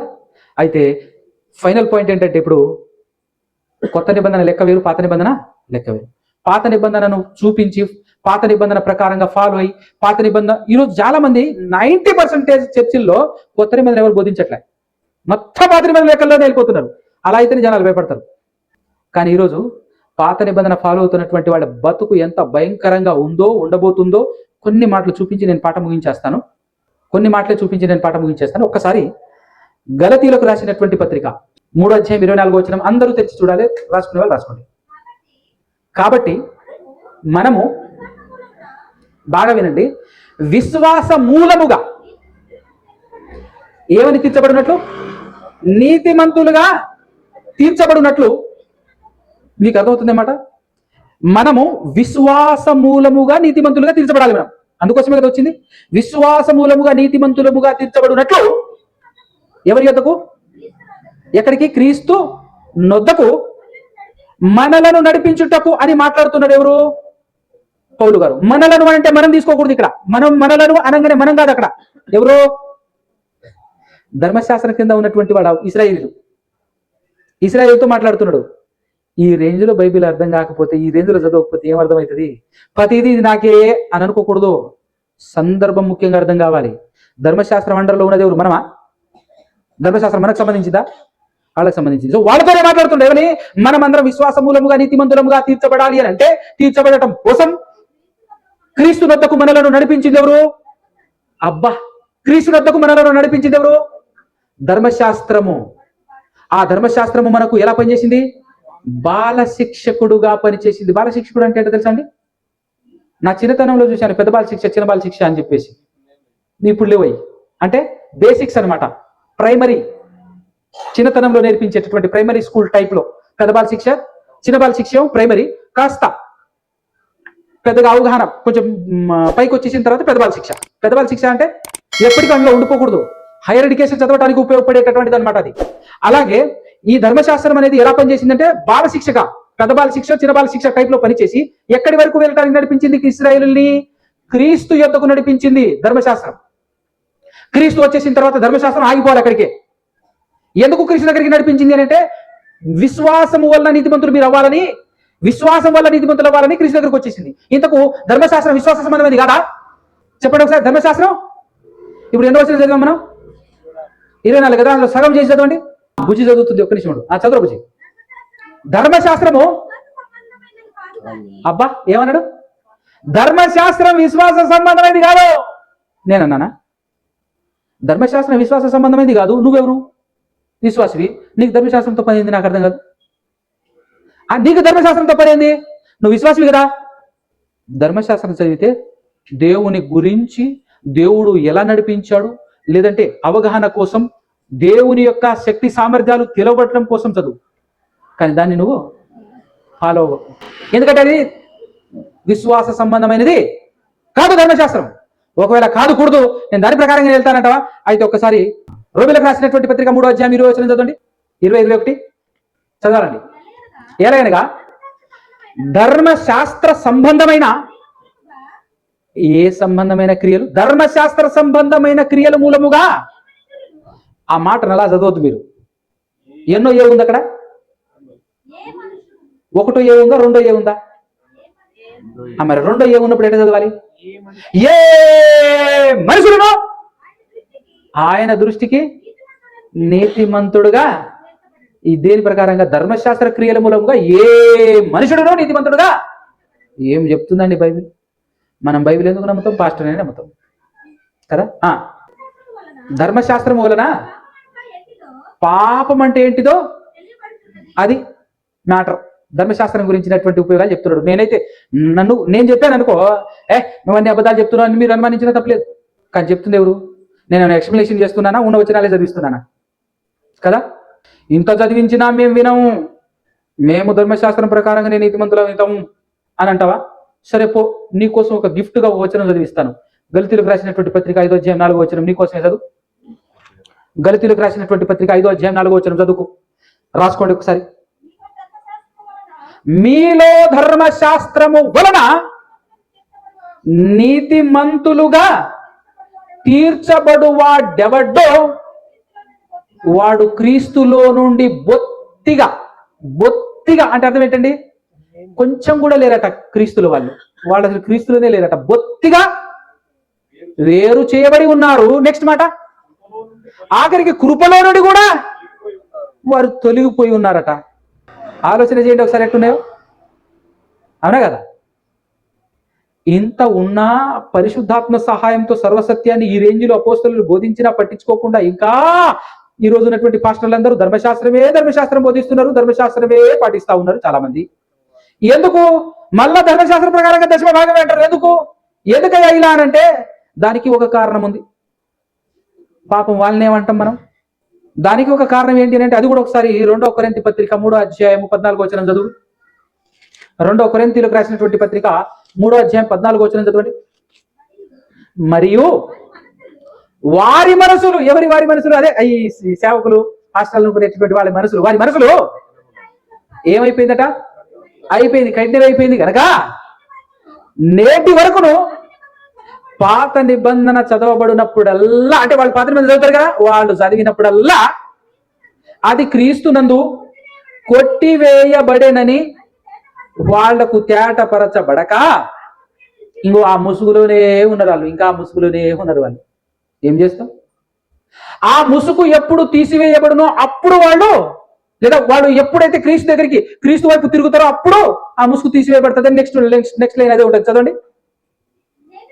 నేటి వరకును మోసే గ్రంథం అంటే అదే ధర్మశాస్త్రం. మోసే గ్రంథమును వాళ్ళు చదువునప్పుడల్లా ముసుగు వారి హృదయముల మీద ఉన్నది గాని వారి హృదయము ప్రభువు వైపునకు ఎప్పుడు తిరుగునో అప్పుడు ముసుగు తీసివేయబడును అన్నాడు. చూడండి, అంటే మాటకే పెదాలతోనే ప్రభు ప్రభు ప్రభు అంటున్నారు తప్ప వాళ్ళ హృదయం ఇంకా తిరగలే ప్రభు వైపు అనే విషయం మనకు అర్థం కావద్దు. ఇప్పుడు అందుక ప్రభు చెప్పింది, మీరు ప్రభు అన్న ప్రతివాడు పరలోక రాజ్యం చేరాడు నాయన అని ఉట్టిన లేదు ప్రభు కదా. అర్థమవుతుందా లేదా? చూసారండి, ఇంత చెప్పిన తర్వాత కూడా ధర్మశాస్త్రమే కావాలన్నా? అసలు ధర్మశాస్త్రం గురించి 2 మాటలు చూపించి పాఠం ముగించేస్తాను. ధర్మశాస్త్రం ఎట్లా అంటే ఒకసారి హెబ్రీయులకు రాసినటువంటి పత్రిక 7వ అధ్యాయము 18-19 వచనాలు చదవండి. హెబ్రీ పత్రిక. ఆ ధర్మశాస్త్రము ఏమన్నాడు? దేనికిని సంపూర్ణ సిద్ధి కలుగజేయలేదు గనుక ముందు ఇవ్వబడిన ఆజ్ఞ అంటే అదే ధర్మశాస్త్రం. ఆజ్ఞ అంటే ధర్మశాస్త్రమే. ముందు ఇవ్వబడింది ఆ ధర్మశాస్త్రము, ఆజ్ఞ ఏమైనందున? 1 బలహీనమైనందునను, ఏమైనందున? నిష్ప్రయోజనమైనందునను. అది ఏం చేయబడి ఉన్నది? ఇంకా అర్థం కాలే. అది నివారణ చేయబడి ఉన్నదన్న సంగతి అర్థం కాలే. కఠినమైపోయిన హృదయాలకు అర్థం కాదు. ముసుగు హృదయం మీద ఉన్నదట, ముఖం మీద కాదు. ఎక్కడుంది?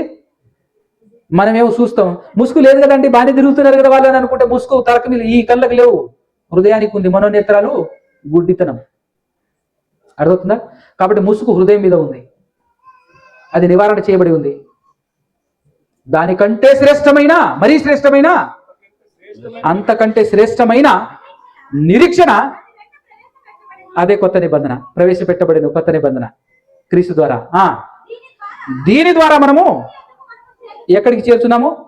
ఇప్పుడు దేవుని యొద్దకు చేరాలి అని అంటే కొత్త నిబంధన ద్వారానా, పాత నిబంధన ద్వారానా? కొత్త నిబంధన ద్వారానే కదా. ఇంత ప్రస్ఫుటంగా మనకు అర్థమైపోయిన తర్వాత ఈరోజు చాలా మీకు ఇన్ఫర్మేషన్ ఇచ్చాను. ఎందుకంటే మీరు తెలియగలిగినటువంటి వారుగా ఉండాలి, జ్ఞానవంతులుగా ఉండాలి, సేవకుల చేతులు మోసపోకూడదు, ఏం వింటున్నారో జాగ్రత్త చూసుకోవాలి, చెక్ చేసుకోవాలి అని చెప్పేసి ఆ కాలానికి ఈ కాలానికి ఉన్నటువంటి వ్యత్యాసం కానివ్వండి, చాలా విషయాలు మీ ముందు ఉంచాను. ఇంకా వీటికి సంబంధించినటువంటి రిఫరెన్స్లు, ఆధారాలు మీకు చూపించాలంటే ఇంకా చాలా ఉన్నాయండి. కానీ దేవుడు మనకు మరలా అవకాశం ఇస్తే ఇంకొకసారి కలుసుకున్నప్పుడు ఇంకా అద్భుతమైనటువంటి విషయాలు మనం నేర్చుకుందాం. ఓకేనా? కానీ ఈరోజు విన్నటువంటి విషయాలు మాత్రం మర్చిపోకండి, మోసపోకండి. మరి ముఖ్యంగా మన పాఠం ఏంటో తెలుసా?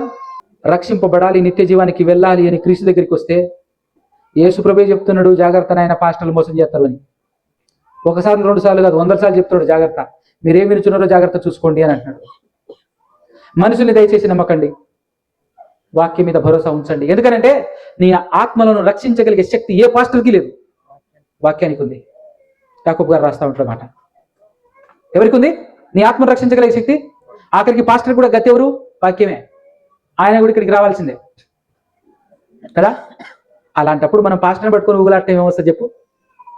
ఎట్టుండాలంటేనండి, తప్పు చెబితే అపోస్తలుల బోధలో కనుక లేకపోతే నిర్దాక్షిణ్యంగా పాస్టర్ని సైతం వదిలేసే స్థాయిలో ఉండాలి మనం.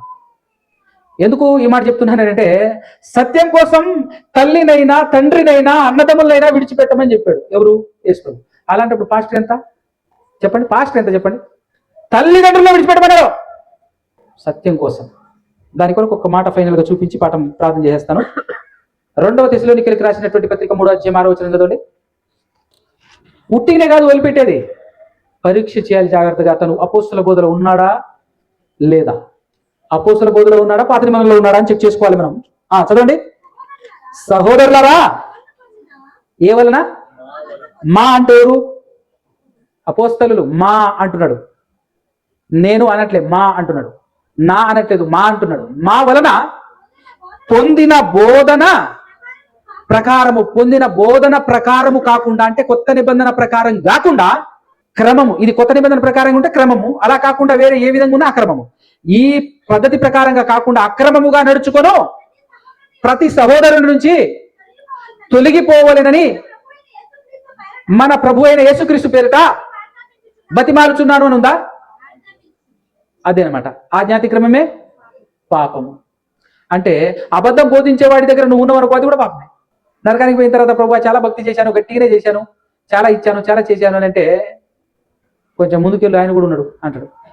అంతేనే కదా? పాపం. ఆజ్ఞ ఇది, క్రీస్తు పేరిట ఆజ్ఞ.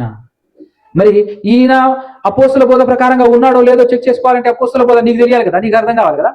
నీకు ఆ బోధ అర్థం కావాలంటే నువ్వు బైబిల్ చదవాలి కదా. బైబిల్ చదవకపోతే నిర్దాక్షిణ్యంగా ఓడిపోవటమే కదా, మోసపోవటమే కదా. అందుకోసమే ఏం వింటున్నారు, జాగ్రత్త, మోసపోకండి అని చెప్పేసి పదే ఈ 2 రోజుల పాఠం మీరు మోసపోకూడదు అనేటటువంటి ఏకైక విషయాన్ని లక్ష్యంగా పెట్టుకొని మీ ముందు ఉంచని పాఠం. అర్థం చేసుకోకపోతే మీ ఇష్టం. నేను నా దగ్గర ఉన్నటువంటి విశ్వాసాలు నేను చెప్తాను. నా మంచితనం మీరు చూడొచ్చు. మా అన్నగారు చాలా మంచోడు అని మోసుకో. ఎంత మంచోడు ఉన్న వాక్యానుసారంగా లేకపోతే నిర్దాక్షిణ్యంగా వదిలిపెట్టగలిగే, అపోస్తల బోధ ప్రకారంగా లేకపోతే వదిలిపెట్టగలిగే స్థాయిలో మీరు ఉండాలి. లేదంటే నా మంచితనానికి మీరు బాధ్యత కాకూడదు, నా గుడ్నెస్కి మీరు బాధ్యత కాకూడదు. ఎందుకంటే ఇక్కడ చాలా మంది లోకంలో ఉండేటటువంటి పాస్టర్లు నేను చూశాను. వాళ్ళు ఏం చేస్తారు తెలుసా? సెంటిమెంటల్ ఫుల్ చేస్తారు. మనం సెంటిమెంటల్గా ఏం చేస్తారు తెలుసా? పొలోమని అంటే అడుగుతుంటాడు. నీకోసం కన్నీళ్ళు గార్చింది ఎవరు? నీకోసం రేపగులు ప్రార్థన చేసింది ఎవరు? అనగానే మన కోసం రక్తం కాల్చిన ఆయన కూడా పెడతాం, కన్నీళ్ళు గార్చినందుకు. ఏం దారుణం అది! అయ్యా, నువ్వు ఆఫ్టర్ ఆల్ ఖర్చు లేకుండా కన్నీళ్ళు గార్చినవేమో, కానీ ఆ మహానుభావుడు రక్తమే గార్చాడయ్యా. ఆయన ముందు, ఆయన కోసం నిన్ను కాదు, నన్ను కన్న తల్లిదండ్రులు కూడా విడిచిపెట్టడానికి సిద్ధం నేను. అది క్రైస్తవుని స్థాయి. అలా ఉంటేనే పరలోకం, లేకపోతే పుట్టి పుణ్యానికి రాదు పరలోకం. కాబట్టి జాగ్రత్త పడండి, చదవండి, బైబిల్ గట్టిగానే చదవండి, వ్యక్తి మీద ఆధారపడకండి, వ్యక్తిని ప్రేమించండి, విపరీతంగా అభిమానించకండి, ఏ సేవకుండైనా ఏ పాస్టర్నైనా. ఓకేనా? దయచేసి మోసపోకండి అని కోరుకుంటున్న మాటలు ముగిస్తున్నాను. కళ్ళు మూసుకొని తల్లో చిన్న ప్రార్థన చేసుకున్నాం.